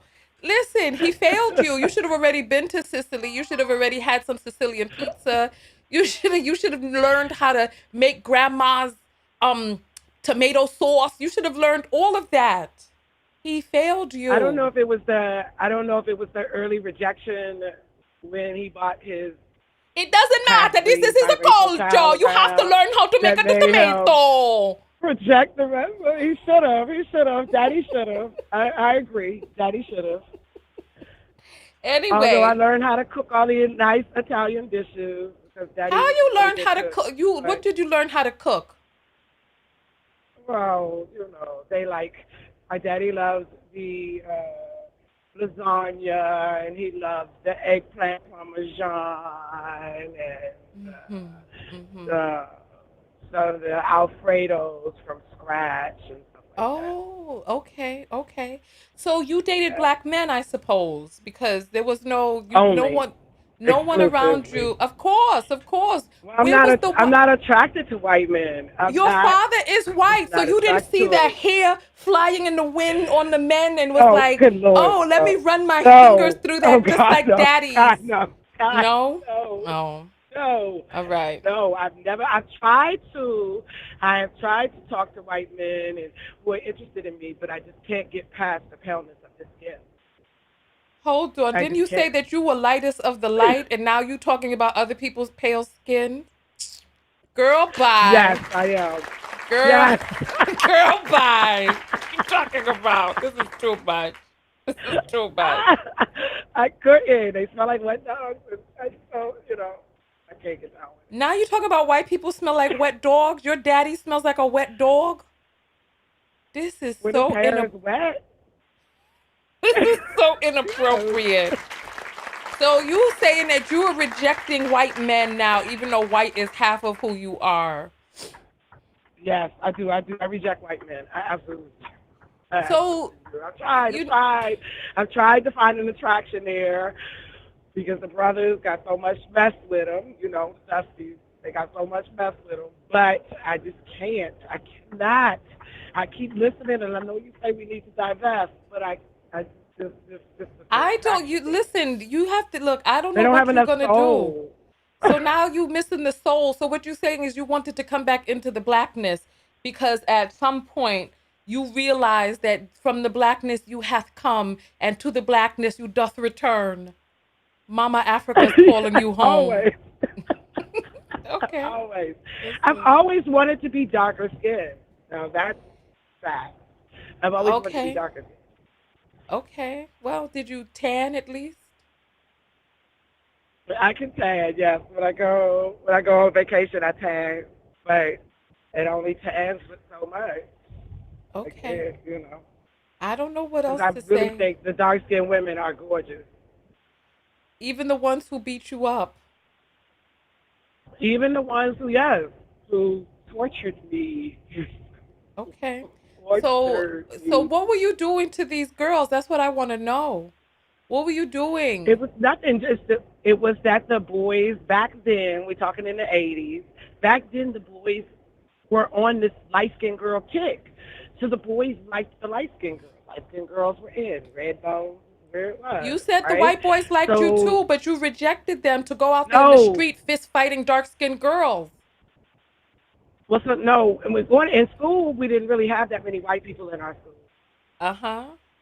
So it was just African Americans mostly I in our got school. you. We had a few token white folks sprinkled about. I Um, hear you. but it was mostly an African American I hear you. neighborhood Look, we're gonna have to and let you go African because the American call schools. has been 15 minutes. So listen, Ashley, right? Okay. Yes. All right. Thank you so much for calling in. Thank you. I All hope right. you Thank you. find your All right. people. Yes, I found my people. Did you? Where did you find them at? I'm accepted more now as an adult, and I really don't care anymore. You need to go to Sicily. What are you doing? All right, let me grab this That's on call, my bucket okay? list. We'll All talk right. to you later. Thank Hello. you. Thank you. All right, you're on the air live Hello. with Tanya. What's your name and where you calling in from? You got to turn down your stuff in the background. I need you to turn down the TV or whatever it is in the background, okay? Hi, I'm calling from South America. Okay, which part of South America are you calling from and what's your name? I'm from Guyana. All right, so we have Guyana. What's your name from Guyana? Jewel. Your name is Jarell? Jewel. Jewel. All right, Joelle from Guyana is on the line, you all. So talk to us. What is your comment about this poll? I know there's a boondoggle. I know it's madness over there in Guyana. I know that for sure. But anyway, so what is your comment on today? I'm just on your show for the first time, and I'm so happy to get. I'm on your show for the first time. I'm just happy to get through. We have the same kind of racism here, although we don't really. It's like everybody here has the same skin color, but it's more like you hear like the Indians with against the blacks. Mm-hmm. That's it. It's ethnicity, racialism. It's around the world. That's it. Yeah. Yeah. Yes. Yeah. So what is your input into the conversation? We know that there's some issues with colorism in Guyana. So what is your input today?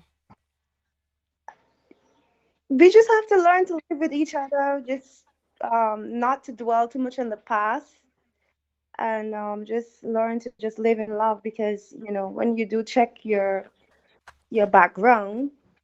We all come from different ethnicity. Okay. That's it. This is your first time on my platform. How did you find my platform? I was just scrolling through Facebook like about half an hour ago, and I said this looks and sounds pretty much interesting. So let me just stay online. Oh, okay. Well, make sure that you subscribe so that you can stay up with the conversations going forward so that you can be able to really participate because the conversation is more than just about let's hold hands and kumbaya. The conversation is nuanced and we've been talking for a few days about this. So make sure that you stay up with the convo. You can join the text notification squad to get a text whenever I go live, all right? And so, Jewel, it was Yes, I great will. meeting you. Thank you so much for calling in from Guyana. You're welcome. All right. All right. So let's see. We have another call coming in from the UK. Let's see who we have here.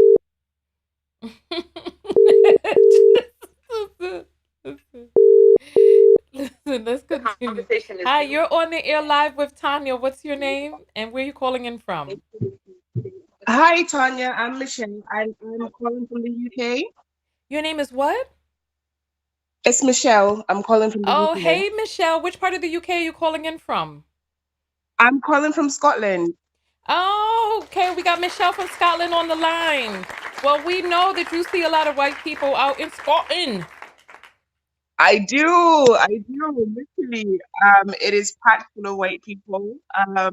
And you would think that in 2022, you look at the door and you would see like one or two, but honestly, I go weeks, maybe even months without seeing black people here. It's crazy.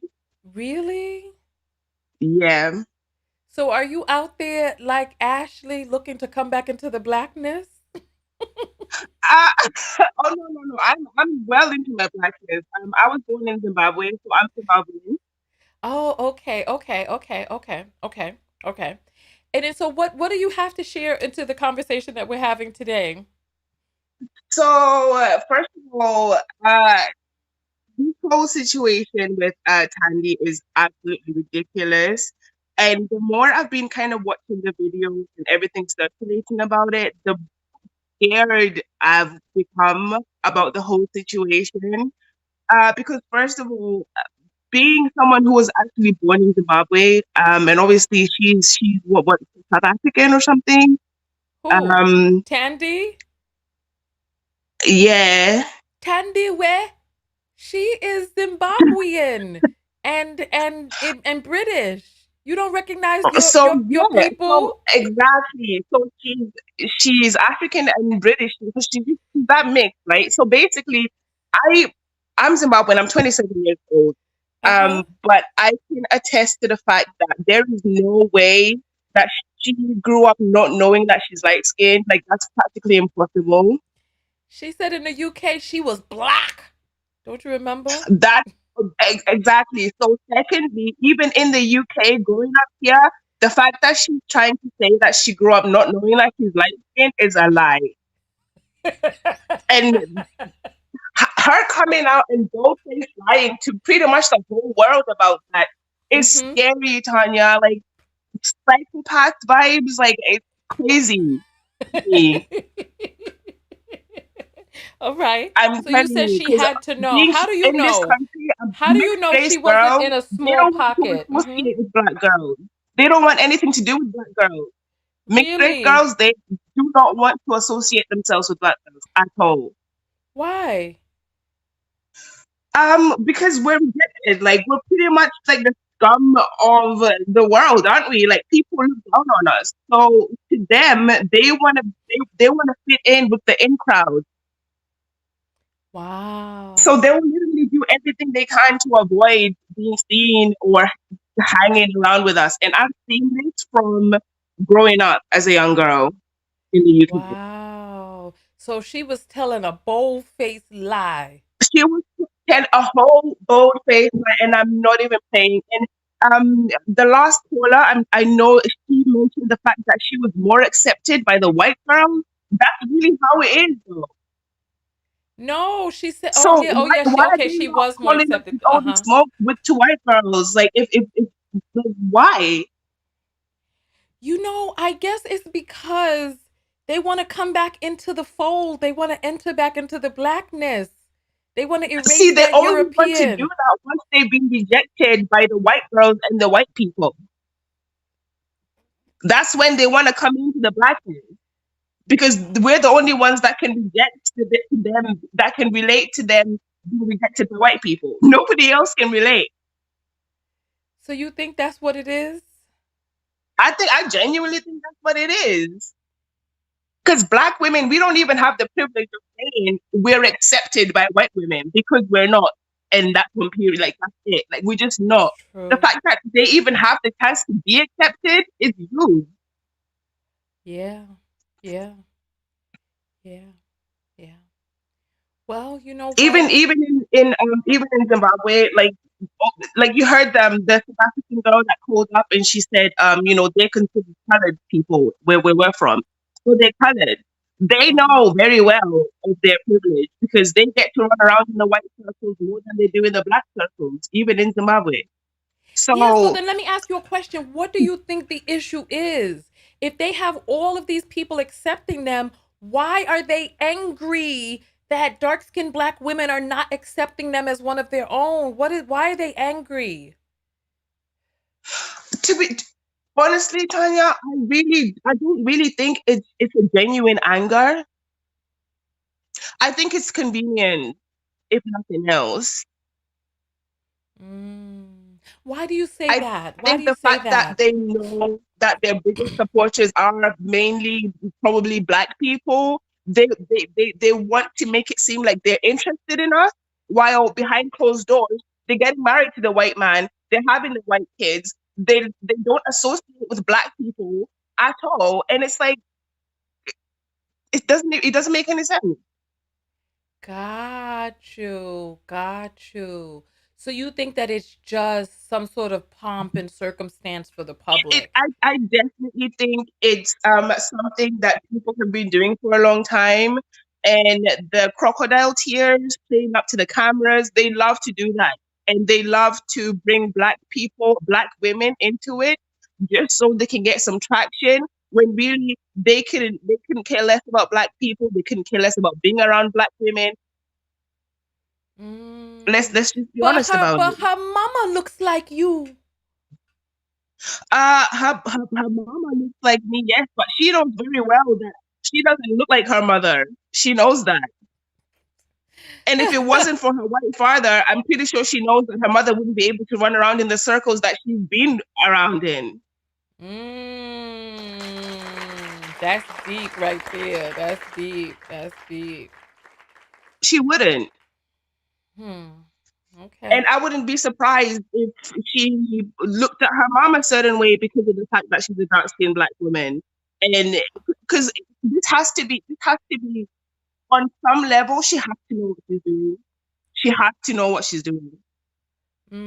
Yeah. Thank you. Thank you so much. Thank you. We appreciate your point of view. Thank Thank you. you so much, Tanya. I love your show. I love your channel. Thank you. Right. Bye-bye.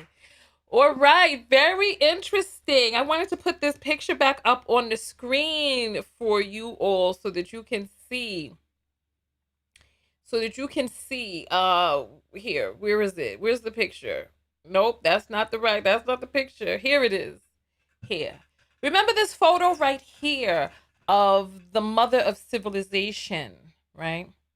So let me make this so you can see. And you see down here by her feet, right? What do you notice the difference between the child on the left and the child on the right, right? The child on this child over here is holding on to some pearls. You see the pearls, right? There's a skull near the child. Do you see all of this? There's a skull near the child. Let's make it a little bit larger so you can see, right? She's holding on to these pearls. She's clutching them to her chest like mine, mine. There's a foot on top of a skull. This child right here is just chilling, right? And then you see there's a brown skinned one over here. Then there's a dark one with blonde hair kind of look, you know how it look. And then there's a dark baby in her arms, right? And you see her face like, I done gave birth to all these picnic, and some of them ain't acting right. So this is kind of like the caller that is like, this is her down at the bottom, self-rejection. But in all, she wants to come back into the blackness. I think this is why they feel the sense of rejection, because they know the Mama Earth energy of Black women, and wanting to be accepted by them is so desperate, that it's so desperate to be accepted by Black women, even though you see the one that's the most comfortable and asleep is the dark one, right? All of the other ones are awake. This one is crawling up. They're all crawling up, wanting mama's attention. Little brown skinned one here is just chilling, got some books under her arm. She's studious.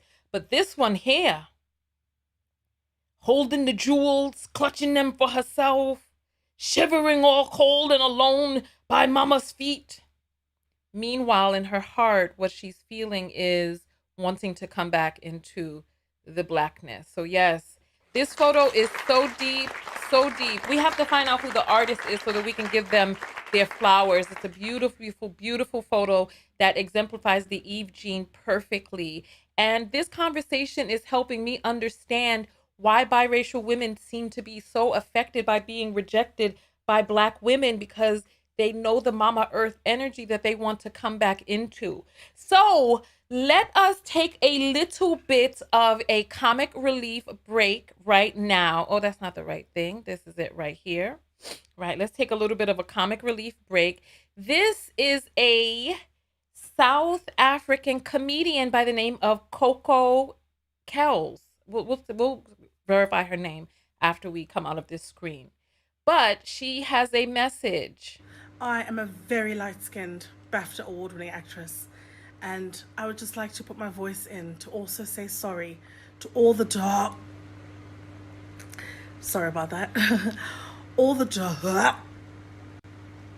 Why can't I say the word? Dark. To all the dark-skinned women. I'm sorry I'm the chosen one. Sorry God made me so light-skinned and so pretty. My mama looks like you.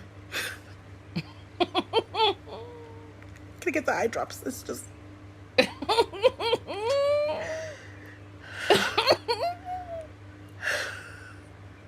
It's not coming out. Thank you. Oh, thank God. Okay, and you're gonna edit it, right? All right, action. My mama looks like you. She's so dark. Oh. And all you people who say, I'm trying to take your work, I'm trying to take your men. Does it say men on the script? How? I only date white guys.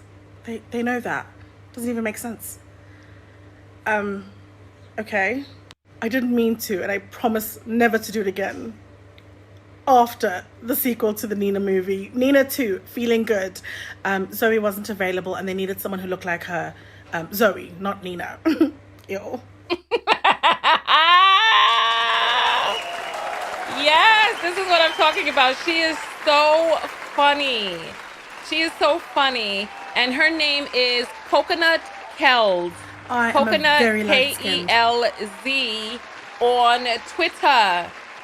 Apparently, she is taking the world by storm. She made this video, and it has more views than Tandy's own. So, good job, my sister. Good job. I have to come out to South Africa and be among my people. Come back into the blackness. Yes. So let's open back up the phone lines again. For those of you who don't know, that was a parody off of Tandy's video. So we're gonna take a few more phone calls. Phone lines are open: 323-488-3149. And we're talking about this whole mess. You're in Your Life with Tanya. What is your name? Hi, is that okay if I go by anonymous? I'm sorry, what? Is that okay if I'm anonymous?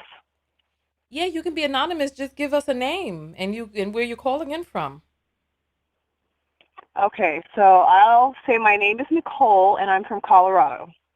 All right, so we got Nicole from Colorado on the line. So continue, Nicole. Let's hear what you got to say. Well, my situation is a little unique. I am a light-skinned Black woman. My mother is biracial, but she looks, if you look at her, she looks white, but she's biracial, and my dad is Black, and he's dark-skinned. And when I look at this Thandiwe Newton thing with everything that she's saying, I am really offended by what she said, because I just feel like she couldn't put herself in someone else's shoes, and how she came off very arrogant.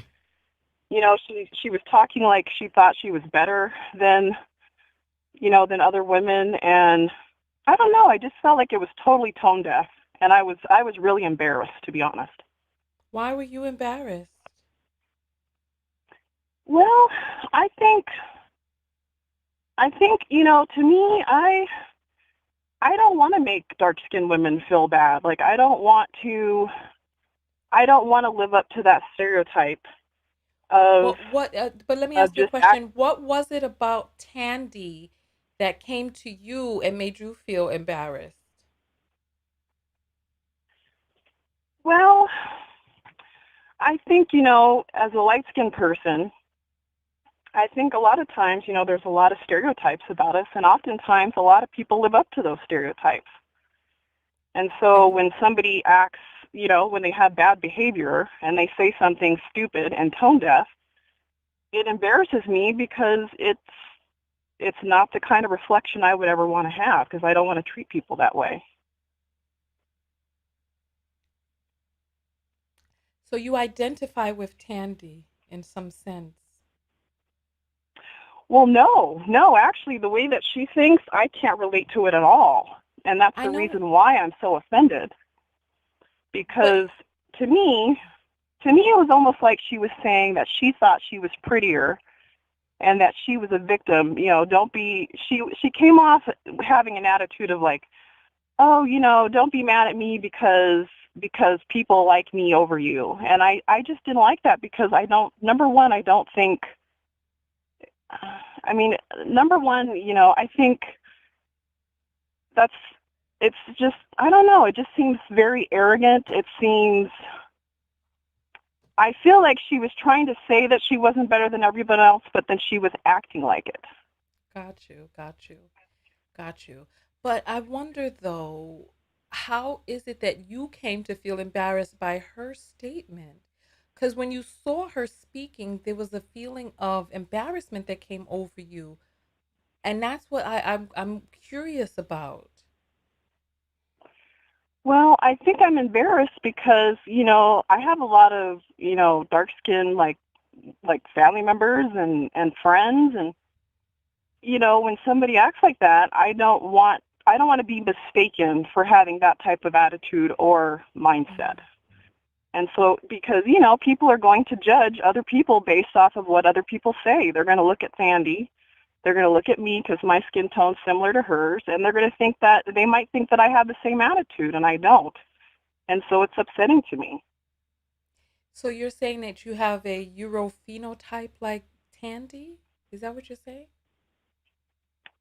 Well, I'd say I'm about Beyonce's skin tone, but my family.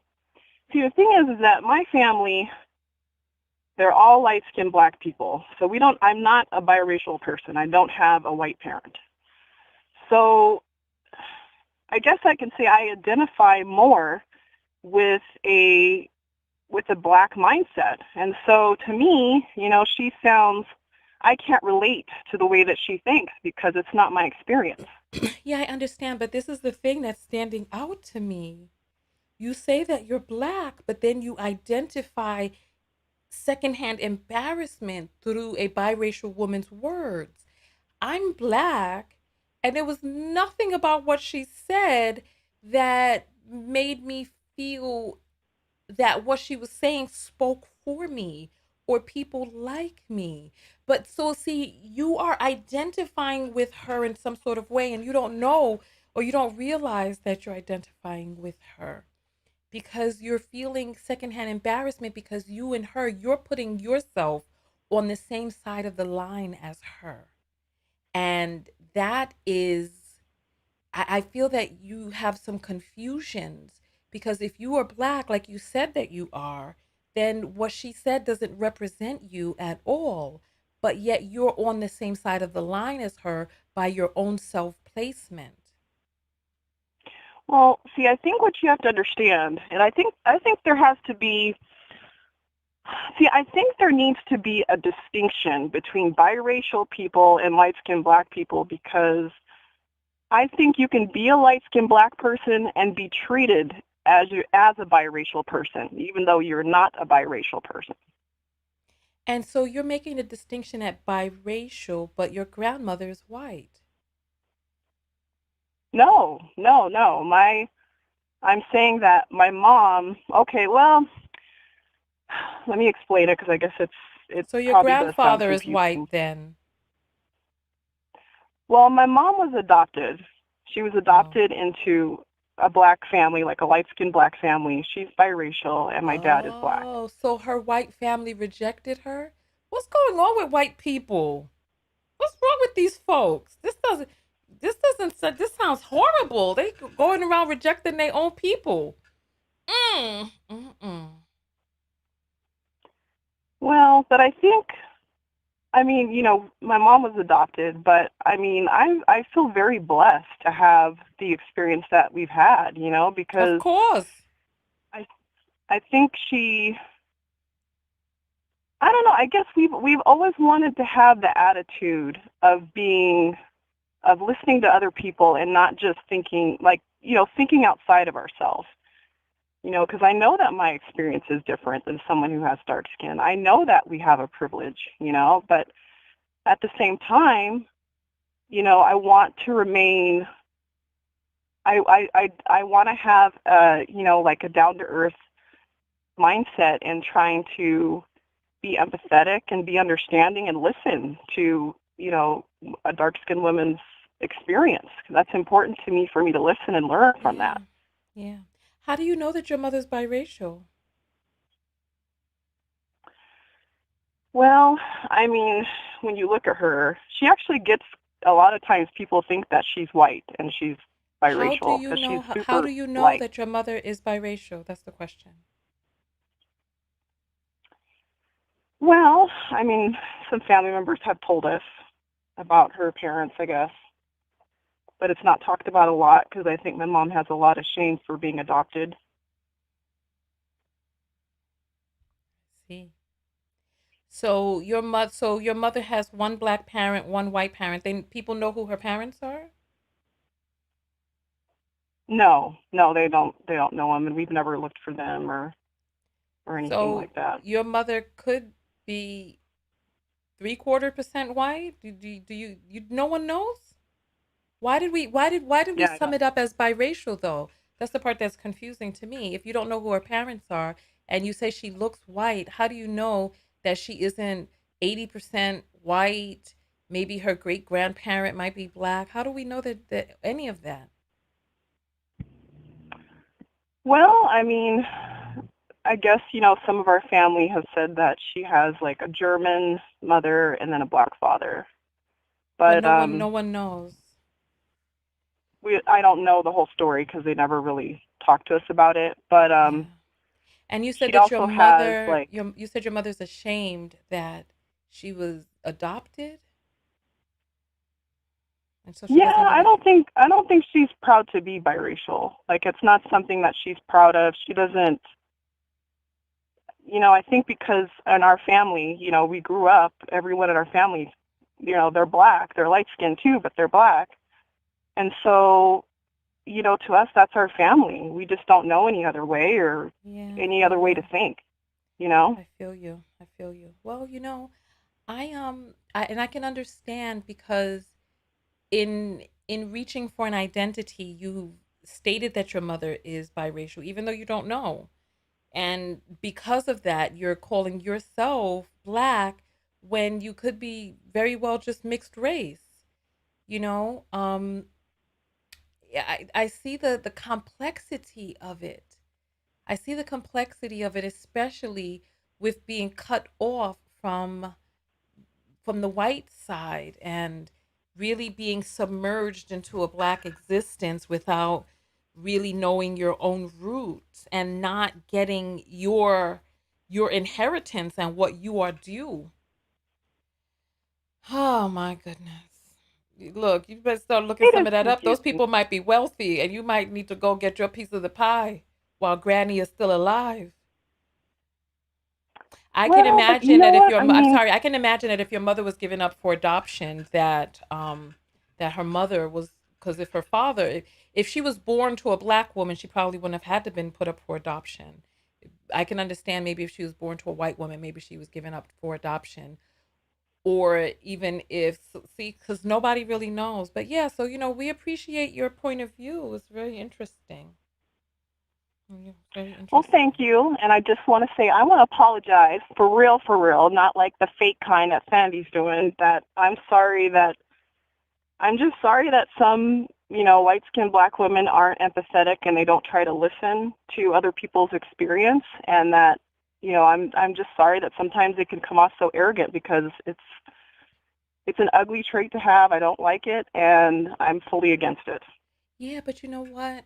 I appreciate you saying that. I'll give you an applause for that. However, it's problematic because in this apology is inherent in this apology is the presupposition that you have more breadth and width than you actually have. You are a human being.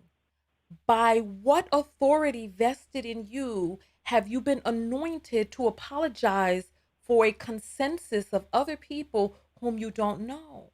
And that's when it starts to seem like pandering. Well, and I can understand that, because I can understand why people wouldn't take it as genuine, or why they would question it, because there's so many people out there that don't get it, and I get that. I think it's just, I don't know. I guess I wish I knew. I would like to know how, as a light-skinned person, like, how can we approach the subject and be empathetic, and how can we bless others in that aspect? What can we do that will be seen as respectful? Or I guess I'm asking because I want to do the right thing. Right, but the thing is, I'm confused. You said you're a Black woman. This is like the conversations that we have with people who are transgender, and they say that they're women, but they don't really understand the woman's experience. And so it's confusing to me. If you say that you're a Black woman, then you already know the answer to that because you're Black, right? You're Black, right? Yeah, I think, and I'll admit, I think... but see this. So hold on. I think that deep inside, a part that's suppressed is that you don't really want to admit to yourself that even you don't feel that you're Black. You don't feel it. That's why all of this confusion and all of this stuff, and it's like, why not just hold the square that you're on, that you're multi-ethnic, raised in a Black environment? You mean to tell me that you have access to no Black women? You don't know any Black women? I'm the only Black woman that you know, that you can have this conversation with, that you call and you speak to a stranger claiming that you're Black, then asking me questions about what you can do for Black people. Well, I think it's more, when I ask questions, it's not so much about confusion. It's more about how can I approach the subject and be respectful, because I know... Your phone cut off. I hear no sound. We do have some apples that have come in. But Nicole from, I forget where she said she was calling in from. We have no sound. I believe it's Colorado. There's no sound. So there's no sound. We have no sound. So I don't know if another call came in or whatnot, but I still hear sound on that. That was really loud. I'm gonna have to disconnect the call because there's no sound. Okay. All right. I don't know what happened. We got disconnected at the end. Oh, call is coming in. You're on the air live with Tanya. What's your name? Melissa. Melissa, where you calling in from? I'm calling in from Pennsylvania. All right. So we have Melissa from Pennsylvania on the line. Talk to us. What is your contribution to the conversation? Well, ma'am, I'm a long-time listener of yours, and I just want to talk to you about the narrative in which you said that some light-skinned women cause toxicity, or we cause issues, or we have people talking to us negatively. Sometimes that's not the case. Of course, sometimes it's not the case, but sometimes it is the case. So what's your comment? Sometimes it's the case, sometimes it's not. Well, for me, I just felt like hearing most of the women up here talking, they're biracial. They have their biracial standpoint. Me, I'm just straight black, born light skinned, didn't ask for this, but somehow, some way, we're always being told that we're better than, or we're thinking that we're better than, or something like that. And I'm just like, how? I myself personally can only speak for my own actions, and so for me, I don't really try to cause drama. I just hang out, have fun. I was going to school one day. I was in the first grade. Never forget it. Going to first grade, like second week there. This little black girl walked up to me and she punched me in my face. And I said, what happened? Like, what? I don't even know her name. I didn't even know who she was. She just punched me. She said, you're light skinned and I have to put you in your place. I said, what? I said, I went straight to the principal's office. I'm like, I don't even know who this girl is. And somehow, some way, it was like, I'm better than you. You can say nothing to these people. And it's something wrong. It's always a problem. My mother is dark skinned. My father is dark skinned. My father rejected me when I was born. He was like, she's too light to be my child. Like, yo, man, I really care. I listen to what you say, but that really hurt my feelings, the narrative in which sometimes, like, we all live and we all preach. That narrative is not all set in stone. And a lot of people are up here saying that we're lying and that we're saying this and that. And I just really feel some type of way. Because my mother, I wish I was born the color of my mother and my father. I wish I was, because I wouldn't be rejected. I wouldn't feel left out. I wouldn't be like, oh, you're not good enough to be black. You're not black enough to be in here. Like, I'm born from a black man, a black woman, dark skin, same touch as you. And I'm the lightest, brightest person in the house. Everybody call me light, bright, red bone, star, Luna. Like, it's crazy. I didn't ask for none of this, but I get the rejection. And I'm like, yo, this is not fair. Like, our feelings have to be valid somewhere. So I just really want to call in and say that everything else is cool. I enjoy your show, but it really hurt my feelings that you're always being rejected. You can never be in the crew when you want to be in the crew. I'm supposed to be in the crew. I was born in the crew. How come I can't be in this crew? Because I'm light skinned. I didn't pick this color. I don't want it. Take it. You can have it. I don't want it. That is. I be here. I listen to these women up here talking to you, and I feel some type of way. Because I'm like, yo, I really wish I had the dark skin so I could go outside without burning the fuck up during summertime. I wish I had that skin color so I could be in my zone, like in my own one. My kids are dark skinned. They go outside with me. They don't even look like you. I can't help that. That's my baby. She's darker than me. I can't help that. That's real. And I just wanted to tell you, like, I love your show, but I don't agree with that one thing that you said. I just don't. I really love you. I'm going to stay here for you. I'm going to be here rocking with you. But that right there was not it. Well, thank you so much for adding your comment. I have some questions. Yes, ma'am. All right. So let's rewind. You are asserting that a 7-year-old came up to you without knowing you and assaulted you on your first day of school. Yes, ma'am. My mother was there. Did you all had a parent teacher conference? Yeah, my mother came in. We didn't know who the girl was. She talked to the principal. I didn't know her. I'm just minding my business. Oh, it's not fair to me. I don't know who the girl was. Okay. Yes, this Okay. happened. Yes, we had a parent teacher conference. My mother came to the school. You know, Okay. Well, maybe you can help me understand a little bit because I I would love hear that to. you are I'm in a sorry. tremendous amount of pain, right? Yeah, And I because hear it's a that, lot of excuse rejection from a me, lot of people. excuse me, excuse me. I'm still speaking. Let me finish talking, please. I hear that you're in a tremendous amount of pain and that I've lost my train of thought.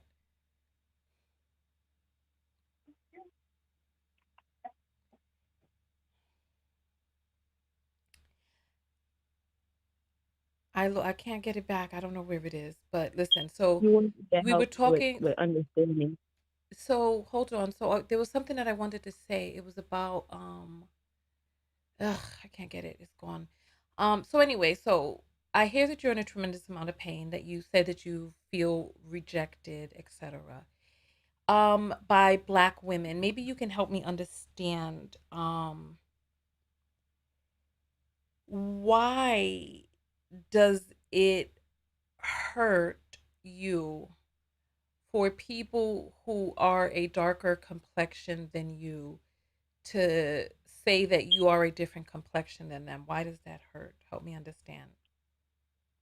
It hurts because I never came to them with this malice. I never came to them being disrespectful or rude or even inserting my color at all. I was just being myself. And for some reason, my joy must have made them feel some type of way. I really don't know. I can't answer why they would act a certain way. I can just tell you I'm how I not can asking respond. you why anybody was acting a certain way. I'm asking you, why does that hurt you? Because it hurts me. I feel like I'm never gonna be just. I'm just being myself. How can I be? How could I? How it makes me feel like, damn. I'm trying to be who I am, be a good person. And all of a sudden, my presence bothers you. So me just being in the room bothers you. I can't even go anywhere. I can't be. I can't just be. I can't be a part of anything. I'm not allowed because this person thinks that you're not good enough. I can't be with this friend because she don't like you. It's just I stay to myself. That's the best thing to do because you're not always welcome. And I just stay to my Okay, friends. I do have so dark so skinned friends. so I do have question, light skinned friends. question, question, question. How did the white people treat you? White people treat me like I'm black. Okay, so what does that mean? Um, it means you get treated like you're black. I was we're doing home health caregiving when I was in North Carolina, and I went to a client's house and she was white, and she said that I was a nigger and I had to get out of her house. When you were She a was child, not how gonna did the allow white me. people treat you when you were a child? When I was a child, I wasn't. They treated me like a normal person, like a good human being. Like I don't know, they really didn't give me that nigga stuff. I was in Connecticut. We Okay, didn't. so when you were young, white people treated you well. Yeah, when I was young, they treated me well. As soon as I got to be around 23, 24, started moving down south, So and so that's the when I started question so the experiencing more question so the racism. question is, white people treated you well. What about Latinos? They treated me like they treated me cool. They're all right.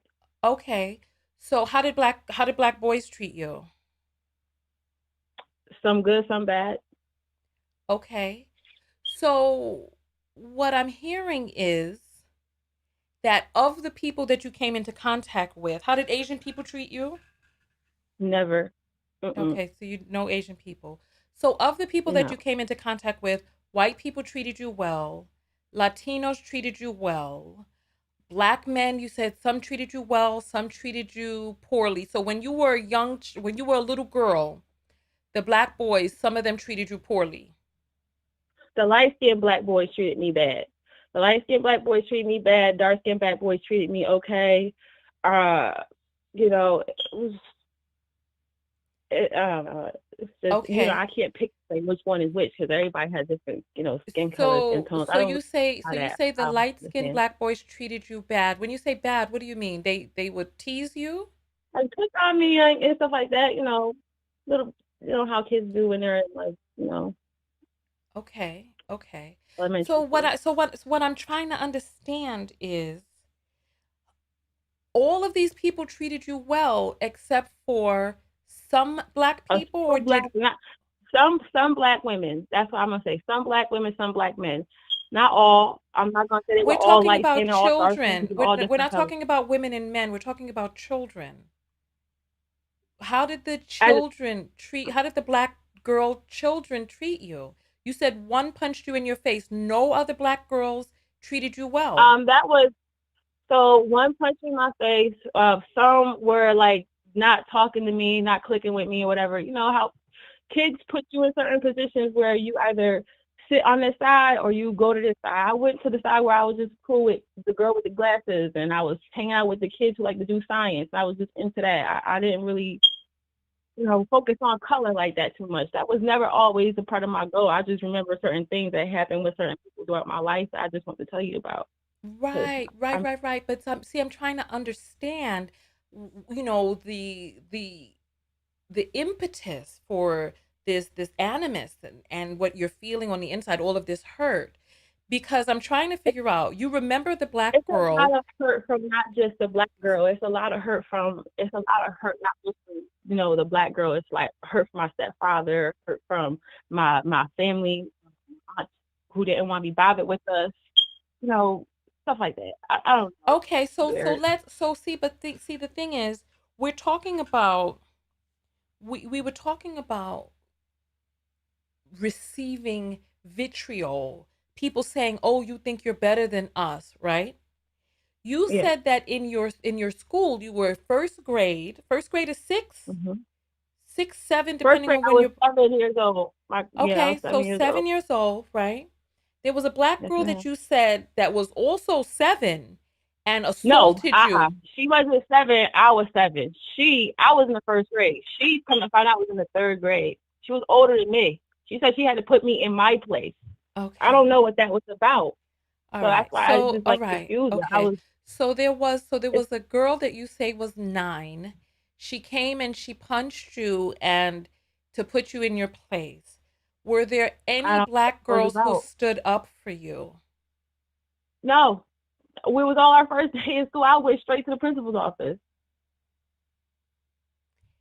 Throughout your school year, were there any Yeah, black girls who stood up for you? None. no. And you Mm-mm. say that the dark-skinned black boys were nice to you. The white girls were Yeah. nice to you. The light-skinned black hmm boys were not nice to you. One, all but one. His name was Preston. He was my friend. Yeah. Your story, it sounds a little interesting in that I Okay. I wonder how is it that all of the black girls, none of them liked you or would Not talk to yeah, you? not none of them. None. And the funny thing is that we all live close by. We all live right in the same area. So it was like not like you didn't see outside or you wasn't playing with them after school. We all live close No, by, but listen, it's listen. I listen. I hear you. I hear you. It sounds far-fetched to me I because understand it might sound far to you, but right, right, right, right, you right. live in New York and Connecticut. You know how girls can be. Well, I mean, Connecticut is one state up from New York. It's It's not this right. It's not that different. It's not that different. So right, but the thing is it but see, the thing that's confusing to me is from what it is that I remember, the we light-skinned girls were so popular.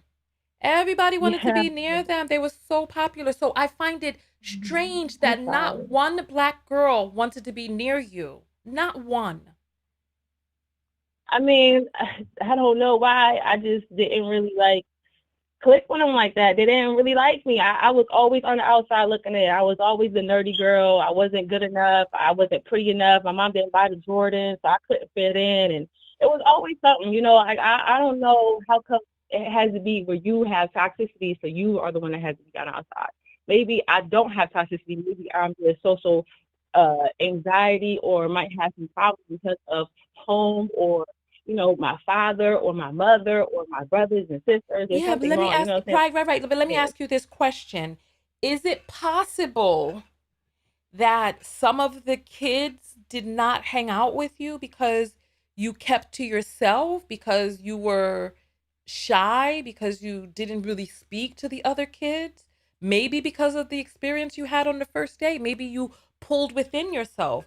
But could it be possible that it had nothing to do with your light skin, but that there was some sort of aura coming off of you, whether it was a loner aura or some of the pain and hurt from the rejection in your family aura, or something? Maybe it was the not having the new clothes.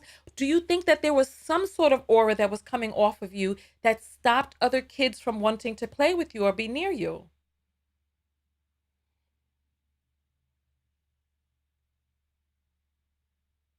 Hello? And the sound is gone again. I don't know what's going on. This is the second call that the sound went out on. We can't hear you anymore. I'm going to see if I can give you a call back. Let me see.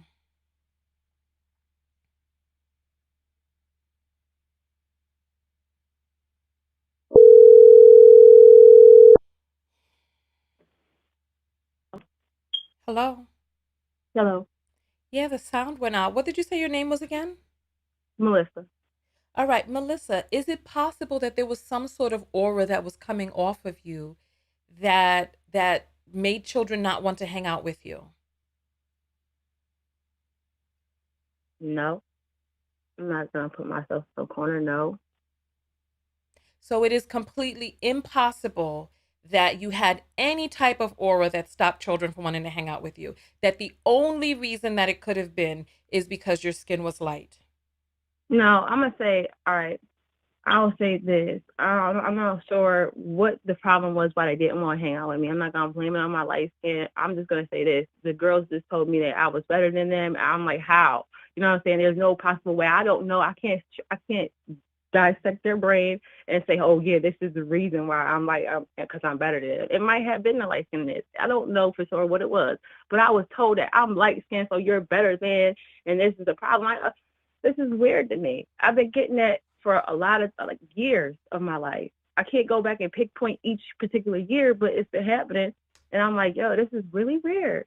I don't understand how come the aura says that we have to be toxic in order for somebody to say that to us. No. I just feel You like, said, so hold on, because so hold on, even so like hold on, some of hold on, the, hold on, hold on, even hold some on, of hold the, on, hold on, hold on. I need you to hold on. So yes, people are ma'am. saying that she was bullied. She didn't say she was bullied.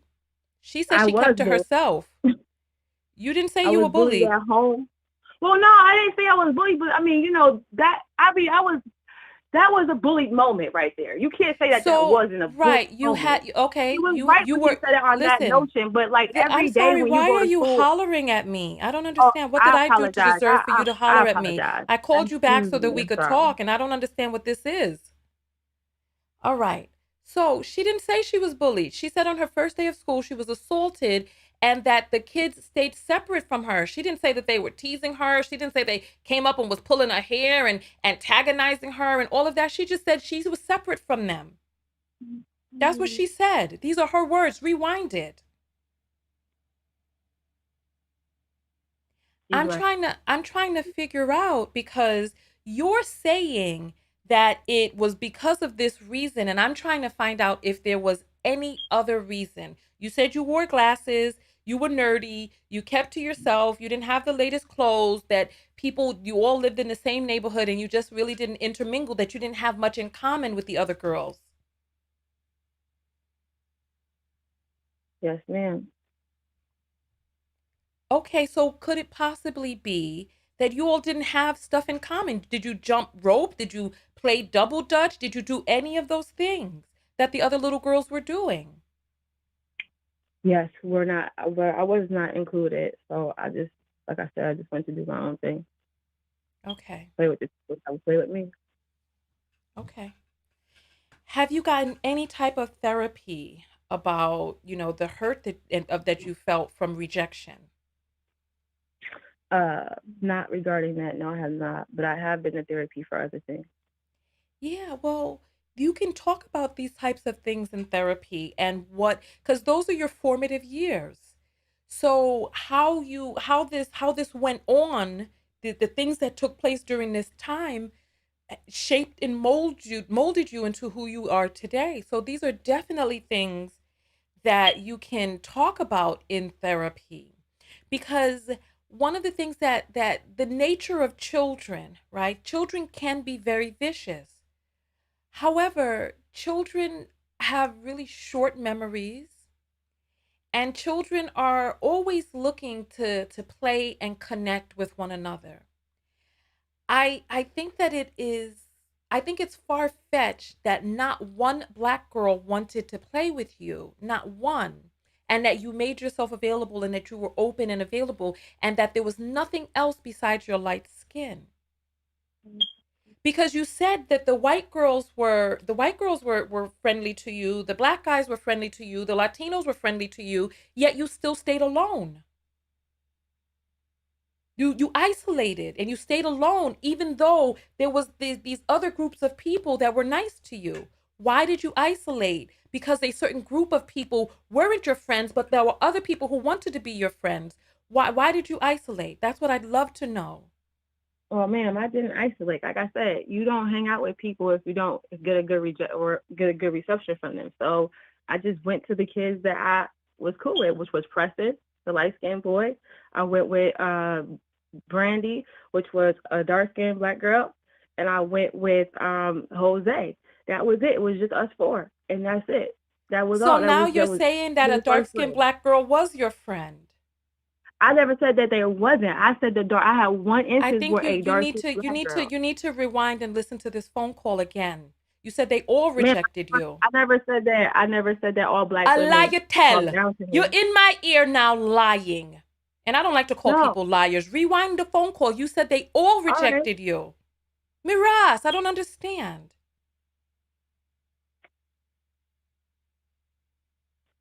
This is a different story now. No, it's not. It's the same story. You just asked Go, me some parts of it. rewind. That's all. Listen. I'm sorry, B. I'm You know sorry. what? Listen. You know what? Listen. No, no, no, no, no, no, no. I don't want The you to way, yell at listen, me. no, I no, no, just no, no, no, no. The way my mind works, like I said, yes, I've said this ma'am. before in videos. People used to hire me to edit their books because of continuity Yeah. in the way that my mind works. Because I am able to stay with a story You're from the very asking me beginning about to the something that end. happened 30 I years ago. am I'm telling sorry. you what you told me on this call. You said they all rejected you. All of them. And this is what I was saying, it's far-fetched. And then when you started naming them, now all of a sudden you started naming a dark-skinned girl who was there, who liked you, who was your friend. I just need you to rewind. Just Yes, ma'am. rewind. You're I'm right. telling you. I'm not I'm gonna telling argue. you. You're right. I was wrong.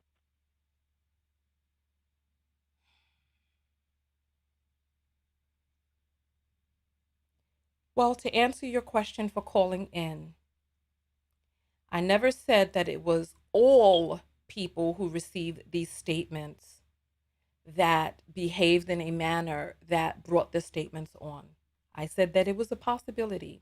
And yes, it is a possibility that there were people who were behaving in such a manner that brought on the comments of you think you're better than us, et cetera, et cetera. So anyway, thank you so much for calling in. The things that we are still dealing with as adults, the pain that we have felt, we can get therapy about those things. Okay? You're right. Yes, All ma'am. right. Thank you Thank for you. taking my call. I appreciate you. All right.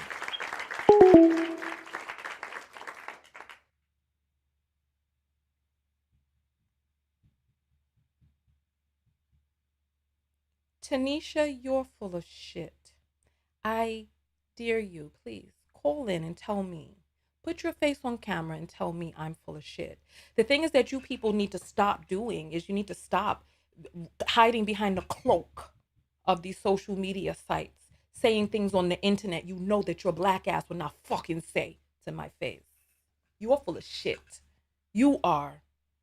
I'm keeping it real. There's a lot of people out there with a lot of different disconnects, and we don't understand and we don't see how we show up. And we don't see how there are a lot of different reasons why we didn't mesh and intermingle with other people as children. I was a chubby child. I was chubby. I will see if I can find a picture of my cute little chubby self. Let me see if where can I find a picture of my chubby self? Where? I was chubby. People made fun of me for being chubby. I can't. Where would I find this picture of me chubby? If I did a search for young Tanya TKO, would it come up? Young Tanya TKO. I wish that you all could see my cute little chubby face. Oh, they just have videos of me. There's videos of me. I want to see myself from when I was 9, right? Yeah, you know what, Tanesha, go ahead, call in then. Call in. Because people are so ignorant. I'm not full of shit. I'm sorry, you're off base, because if you were as good at what I do as I am, you would be up here and I'd be sitting down listening to you. You know what I'm saying? But you're here in my comments telling me what you think about me because you don't have the capacity to know when someone is not being forthright. I was chubby. I wish I could find a picture of myself with my cute little cheeks. Let me see if I can. Because you know what? It's like I never know where these photos are when it's time. When it's time. I know. See, the thing is, where would it be? I'm scrolling. You know, and we take and share so many photos. Scrolling. I'm trying to look for a photo of myself. So many. Oh Lord. I can't. There's too many. I can't find one. But yeah. So the whole point of me saying this is when I was young, people made fun of me for being chubby. There are reasons that little kids point out about us that they don't want to hang out with us, or they make fun of us or whatnot. I don't think that there's any person in here that, oh goodness, this girl who had a BBL, that's her butt, and she had to get them taken out. Ugh, my gosh, don't do it to yourself, right? Don't do it to yourselves. Anyway, listen, I'm going to take one more phone call. Let's do a quick little commercial break. I've been sitting too long. All right. Let me, here. I know, listen, somebody's asking questions. Look. This right here is the book of affirmation, self-love. It is available on Amazon right now. This book, it has the most powerful affirmations that I stated to help me get out of the lowest part of my life when I was living in my car and I didn't know how I would get out. I didn't know how I would get back onto the other side of success, right? And this right here, these are the most powerful affirmations that I said that turned everything around for me. This book is $19.99 and available on Amazon. This part of the video is sponsored by this book. There's somebody who's trying to call in, and it looks like they're calling in from a Canada number. If you are going to use WhatsApp, you have to be calling in from an international number. The only reason for me to open up the WhatsApp calls is for people who we talk to, but we don't want them to have to pay the international calling fees. So, ciao. All right.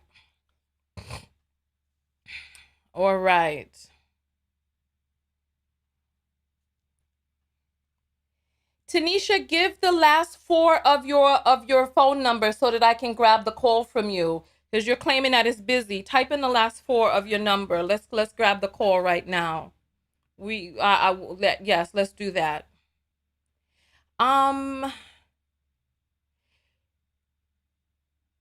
Look, we're waiting.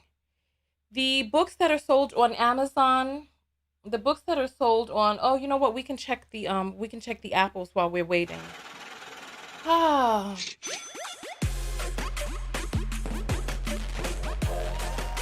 Hey, hey, hey. All right. Welcome, welcome, welcome, welcome, welcome. Let's grab these.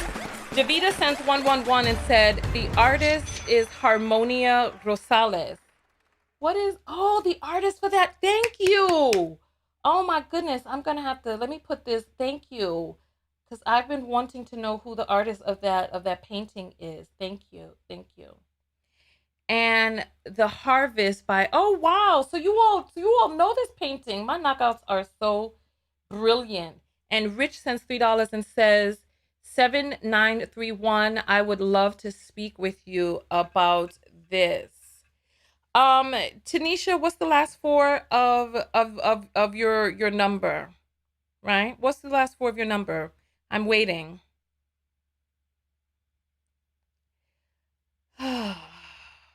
I didn't see it. I didn't see it. I'm looking now. All right. Let's get this. All right, here. I don't see it. Where's the number? I'm looking. What did she say it was? All right, let's see. 9753. I don't see it. I don't see a 9753 here. Nope. And the phone doesn't come up busy anyway. I don't see it. You all want to see me. I know I was very cute. But I'm looking. I don't see it. It's not there. It's not there. There's no call with that last four on it. I'm looking. I see 6557, 0471, 7931, 8588. I don't see a 9753. It's not here. I don't see it.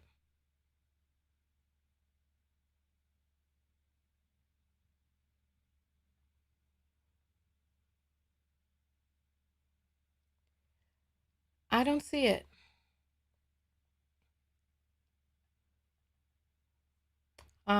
Let's see. I don't see it, dear.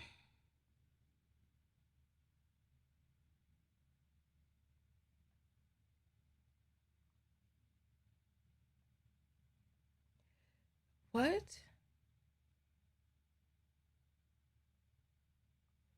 867? I don't see that. I don't see it. It's not here. I see 8312, 6557, 0471, 0012, 1261, 6557, 0012, 6557, 7931. I don't see that. I don't see it. She said it's Rich from Cash Apple. So that's 79311. There is only, okay, I see a 7931 right here. Let's grab this.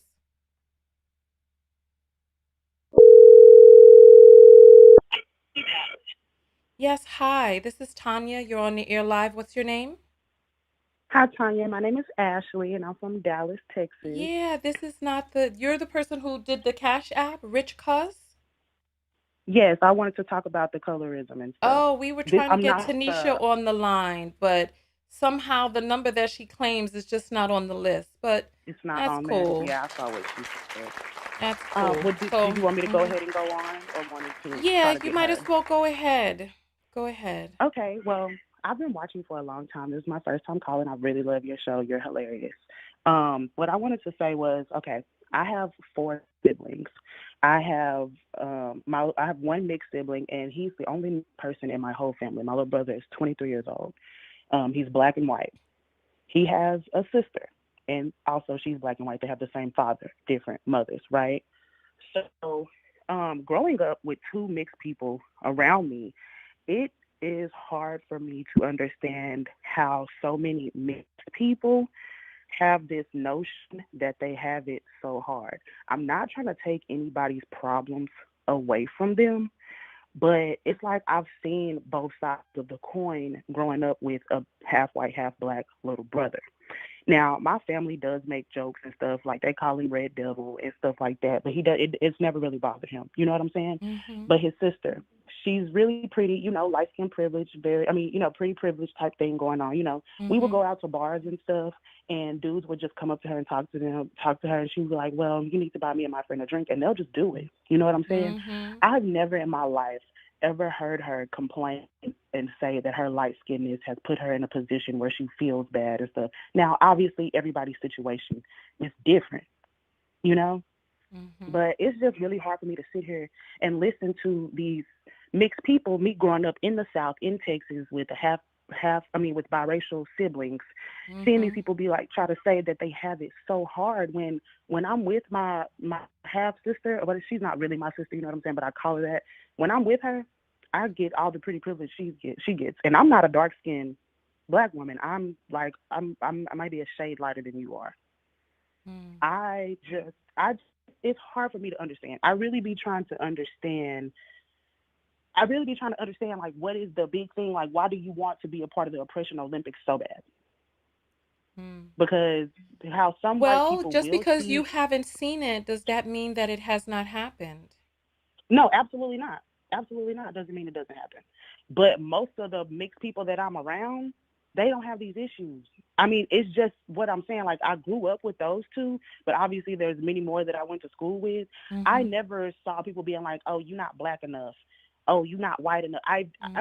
Like I said, I grew up in a very small town in Texas. I live in Dallas now, but I grew up in East Texas. It's very country, very racist. You know what I'm saying? I just never saw white people just walking up and just being like, "Oh yeah, I don't fool with those mixed folks," and different types of stuff like that. Like, obviously, I'm not saying that the things don't happen. I don't want anybody to think that I'm saying that it doesn't happen. I just feel like the last caller, like you were trying to get down to the bottom of it, and she just couldn't tell you anything that she's ever done ever in life. That it's only her light skin. It's nothing else that somebody could have done to make people not like her. You know what I'm saying? And that's most of the time that's not what it is. The light-skinned girls that I went to school with that people didn't like, they would say things like, "You're mad because your hair not curly. You're mad because you're bald-headed." I've heard this from with my own ears to other Black girls that didn't have long curly hair, and like, "Oh, you're just mad. You're jealous because you light skin. You're jealous because the boy you like me, whatever his name might be." So it's always been real hard for me to just look at them and be like, "Oh yeah, you have it so hard." I have a mixed little brother, and he gets a few privileges. Like, it's things that I've noticed. He's gotten jobs over other people that I feel like it have to do with this white person saw the white in him, not the Black, if that makes sense. This white person chose to see that you're mixed. So let's give him a little razzle-dazzle because he's not Black, he's mixed. Yeah, got you. Thank you. Does that make sense what I'm trying to say? That makes a lot of sense. I hear you. Listen, I mean, I grew up with lighter complected people in the schools and stuff like that, and I see how they were revered. They were exalted. One of the things that when you start peering into some of the stories, you ask how many people revered them, but it doesn't seem to matter how many people loved them and reached out to them. It's always the ones that didn't, that feels the most painful to them, and that's the part that is very interesting to me. So thank you so much for calling in. Thank you. No problem. Thank you. All right. So I found the call that ends in 0471. Let's take a gander and see.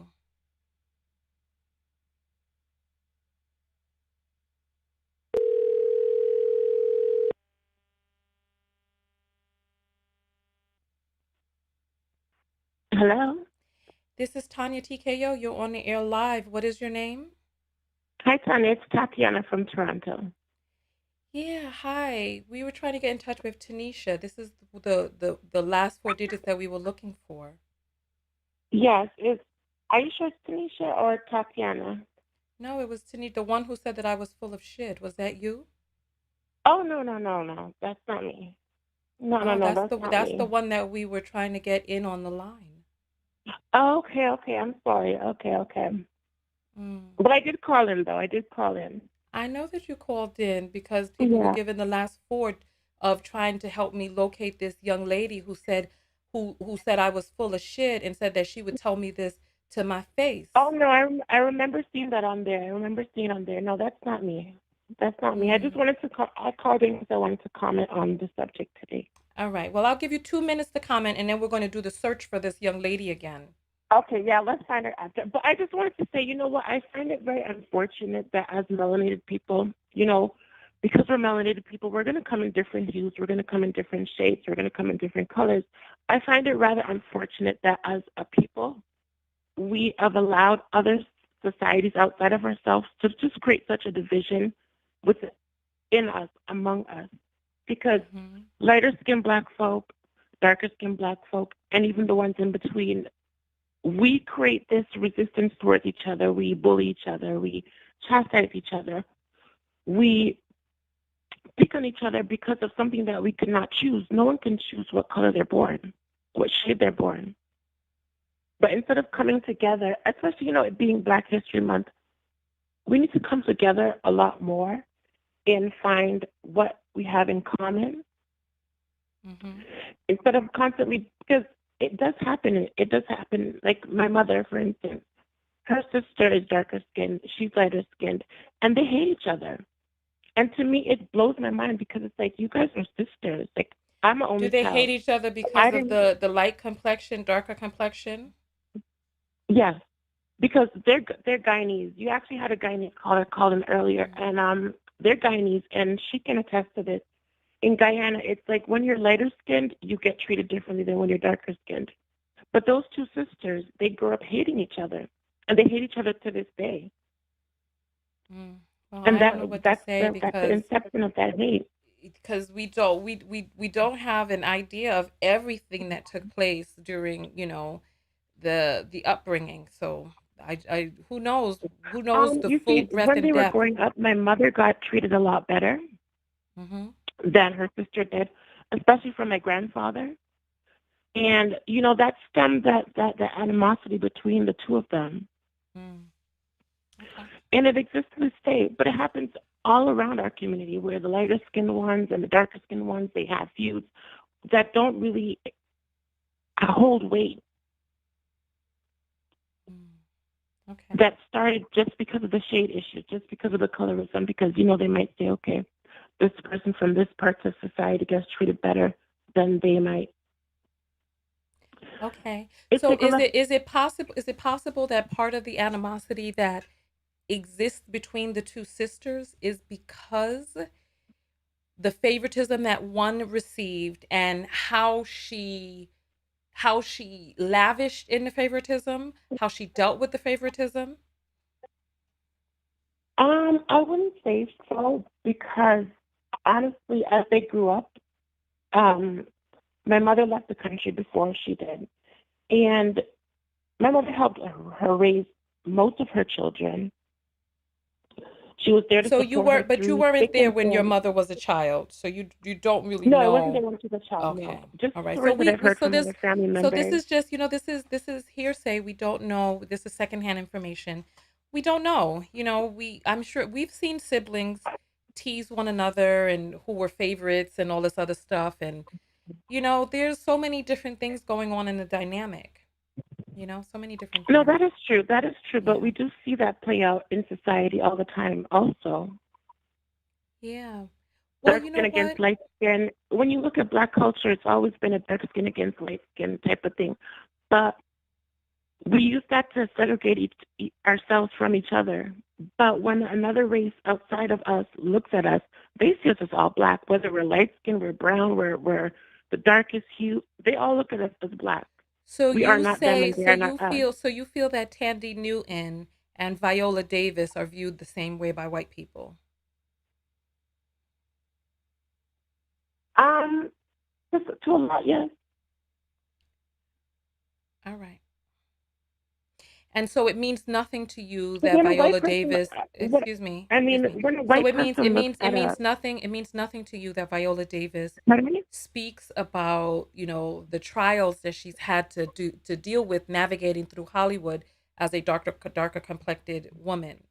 It means nothing to you that she speaks of her experience. That does mean a lot to me. No, that does mean a lot to me. That does mean a lot to me. Sorry, Do You you misunderstood me. yeah, but I'm saying you're saying that white people see Viola Davis and Thandiwe Newton the same, and that is really No. Let ignoring. me rephrase that. Let me Okay. rephrase that. I'm sorry. Let me rephrase that. What I'm saying is when a pure white person looks at a biracial person that is extremely light skinned, or they look at a dark skinned black woman, to me, in my mind, do you not think that they can see and they separate themselves as that person is not me and I am not them? They are not of my race and I am not of theirs?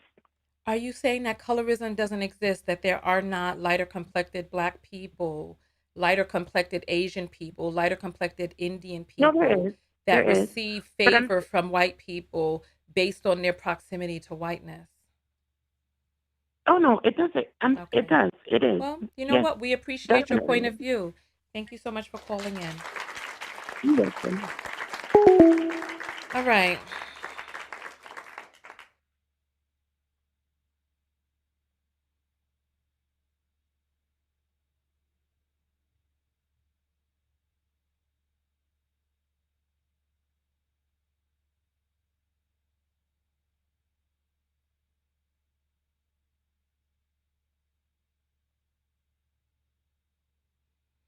All right. So listen, why don't we do this? The young lady whose name is Tanesha, let me give you a link so that you can come and put your face on camera since you want to talk about who is scared and all this other stuff. I'm going to give you a link. I'm going to give you a link to come and bring your face on camera. Send me an email to Tanya TKO. Click on contact. I'm going to give you a link so that you can come and bring your face on camera so that you can be the real woman that you say that you are. I just played a little portion of the voicemail and she thinks that she's attempting to taunt me behind the scenes. So since you are a better vlogger than I am, since you are obviously, like you say, more woman than I am, why don't you do this? Go ahead, send me a message. I will send you the link right now. And then you can come and you can put your face on camera and then you can confront me face to face, woman to woman, like the big woman that you see that you be, right? Come, do it. This is unbelievable. Because there's one thing that I know. It's easy to sit in the comments, faceless and nameless, and talk shit. That's easy. But put your face on the internet that will stay here for perpetuity for anybody to cut, anybody to paste and republish as they choose.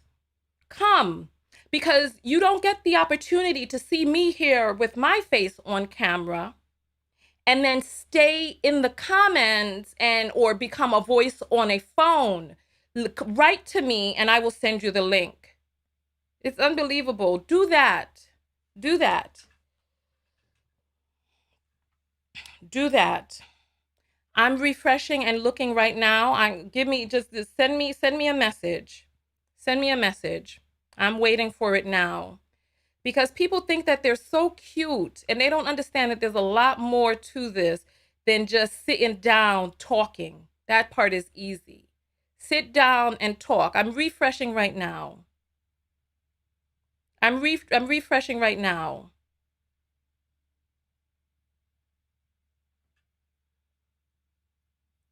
The young lady's name was Tanesha. Come forward. Come forward, niche.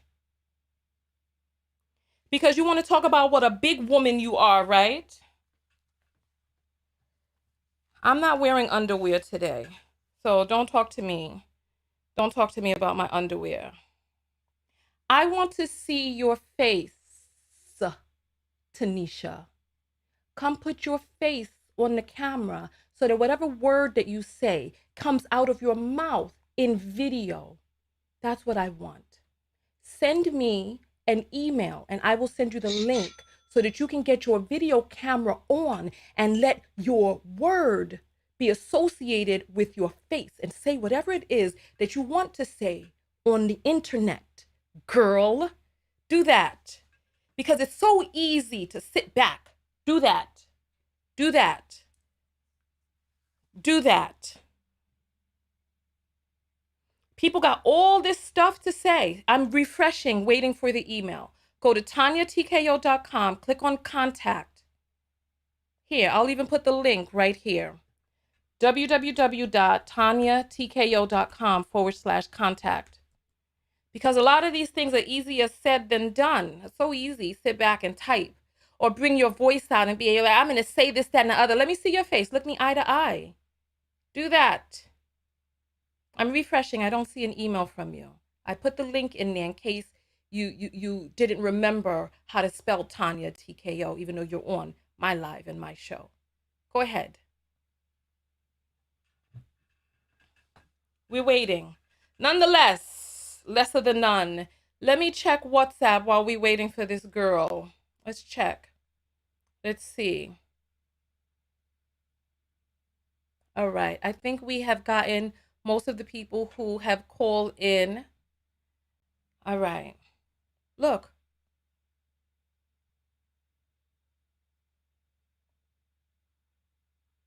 I'm refreshing. I don't see an email.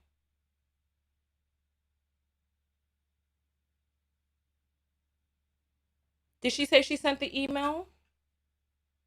Come on. I'm gonna give it a few more moments. I'm gonna give you 1 minute. Let's put the music up. We'll give you 1 minute.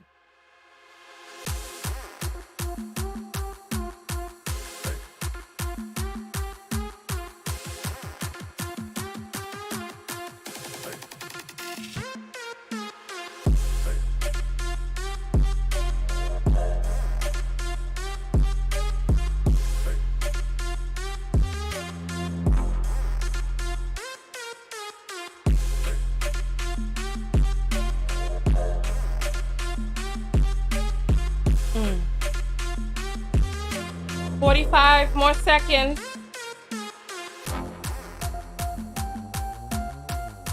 Still waiting.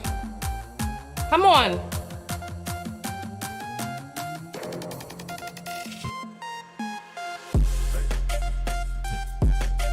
Mm, mm, mm, mm, mm, mm, mm, mm, mm, mm.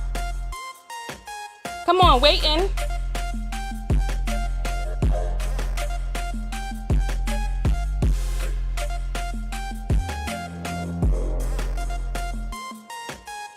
Six more seconds.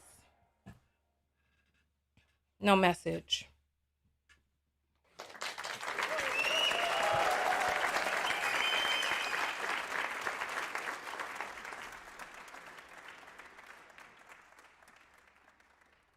You see, right? You see, right? It's so easy to sit down and type. It's so easy to sit down and type. I just want this, let this be a lesson to everybody. Because it's like, it's so easy to sit there, keyboard warrior, make a phone call, hide your face. There's people who are messaging me, but they're messaging me with words of love. Listen. Sharice missed the whole live. Girl, you got to get a part of the text notification squad so you get your text. Anyway, listen. People see vloggers and they think that what we do is easy. It's not easy. Making a video, putting your face out there with your words and being very succinct and very precise with your words, where any employers, future family, where your children, future lovers, your current spouse, people who may be looking for you, people from that's outside your witness protection program, all of these people, it's not easy, but it's easy to sit down and just type some words. It's easy. New Diamond says she poppy popcorn. Let's get these apples, and then we're going to get out of here. Here. Oh, the sound is low. Let's get it back loud.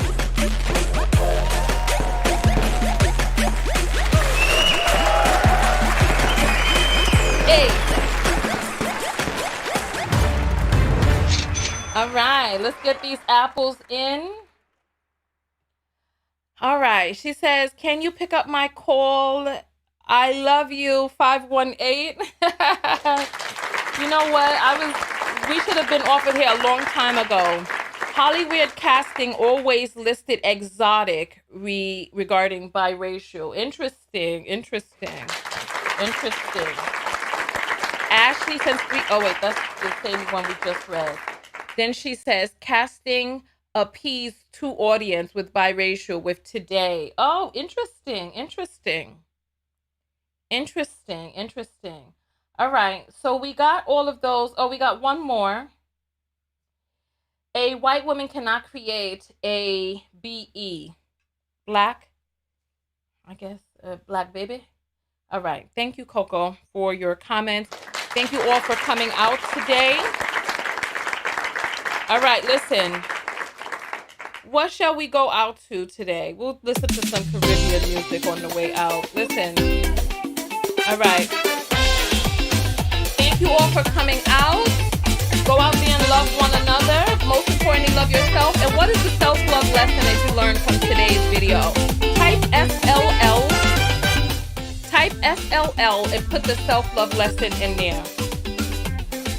Oh, black woman. Oh, BW meant to put. Okay. Hey. Come on. All right. Okay, self-love lesson. Let's take a look at the self-love lesson. Type SLL. Davida said, knock if you buck. All right. Katori says, I'm not always agree with you, but I'm still with you. Poetic said, I made it to the end, LOL. Yes, you made it to the end. Yes, you made it to the end. All right. Come on. All right. Goddess says, self-love lesson, don't be a keyboard warrior. SLL, knock if you buck or shut up. Love the skin you in, never give a damn about what someone else say. Protect your space and place black women. Stop crying who doesn't accept you and accept yourself. Right there. Hardest thing ever. Don't be ashamed of the way you feel about colorism. All right. Love yourself. Don't be a coward. Don't come for Tanya. Hey. I'm the darkest in my family. What's the self-love lesson? Self-preservation always. Sometimes children are cruel, but don't. It went too fast. Be willing to acknowledge the role we play. All right. Love yourself more. Hey. All right. We can listen to that again. I learned it's good to triumph over trauma. SOL, gatekeep your blackness proudly, not sell it out to Hollywood. Yes. Stop studying others. Hey. All right. What's the self-love lesson? F society and anyone who hates dark-skinned black women. I love myself. Skin nappy hair. F these haters. Yes. Beauty is in the eye of the beholder. Teach my baby to be kind always. Yes. Dark girls are winners. Don't judge people by their actions. Yes. I appreciate each and every one of you for coming out. SLL, biracials need love too. I've learned a lot about the deeply embedded pain that biracial wouldn't feel by being rejected by the blackness, which is very interesting to me. Because it doesn't seem to matter how many white people accept them. If the black people didn't accept them, it was problems internally. Look, I understand. Look, being black is beautiful. I love it. Wonderful. Yes. Focus on the people who love you instead of those who hate you. Yes. SOL, enjoy life. Yes.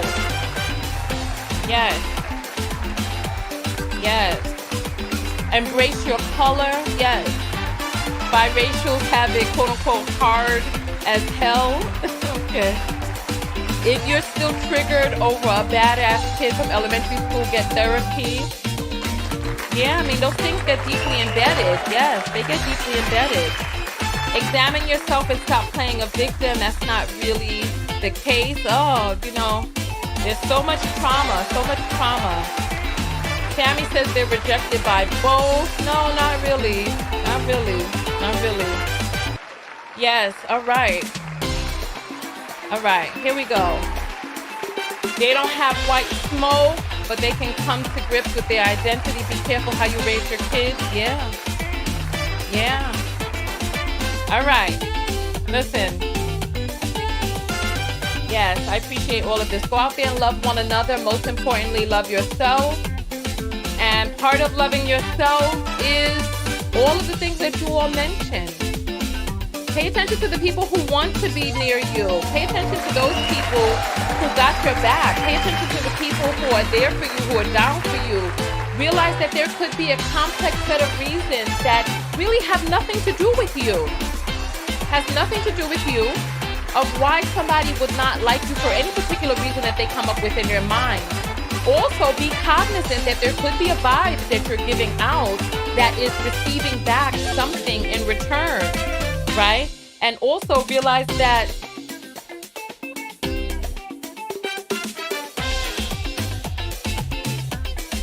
pay attention, because it's not all black and white. You could think, because of your own self-consciousness, that this is the reason why people are treating you a certain way, but you've got to pivot from that. And I see that it's very painful for biracial, multi-ethnic, light-skinned people to be rejected by people who are darker and dealing with their own things. And no matter how many white people accept them, and no matter how many black men exalt them, that those few black women or black girls who don't like them feel so painful to them. I see. Come on and bust a wine with me. Come on and bust a wine. Come on, bust a wine with me. Hey. Come on. Come on.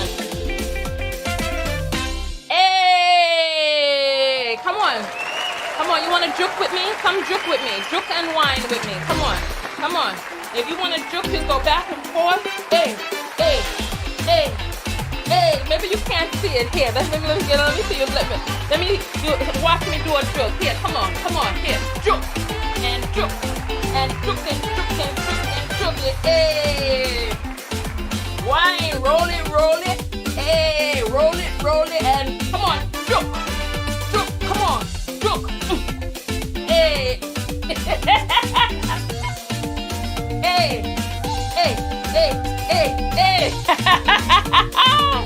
All right. I will see you all in the next video. Thank you all so much for coming out. Thank you for participating in this very difficult conversation. Thank you to all of the people who are on the text notification squad, so that when we talk about things like this and these platforms don't want us to talk about them, that you always get the text and know where to come. Thank you to those who bought my book. Thank you to those who buy the earrings. Thank you to everyone who supports the show and who comes out each and every time we have a video. Thank you to all of the people who call in. Even though we get into a little bit of a tiff sometimes on the phone call, just know when the call is over, it is over. We are fine. Come on. Hey.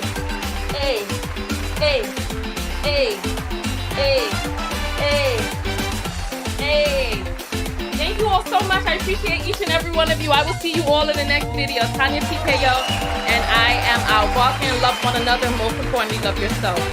Peace.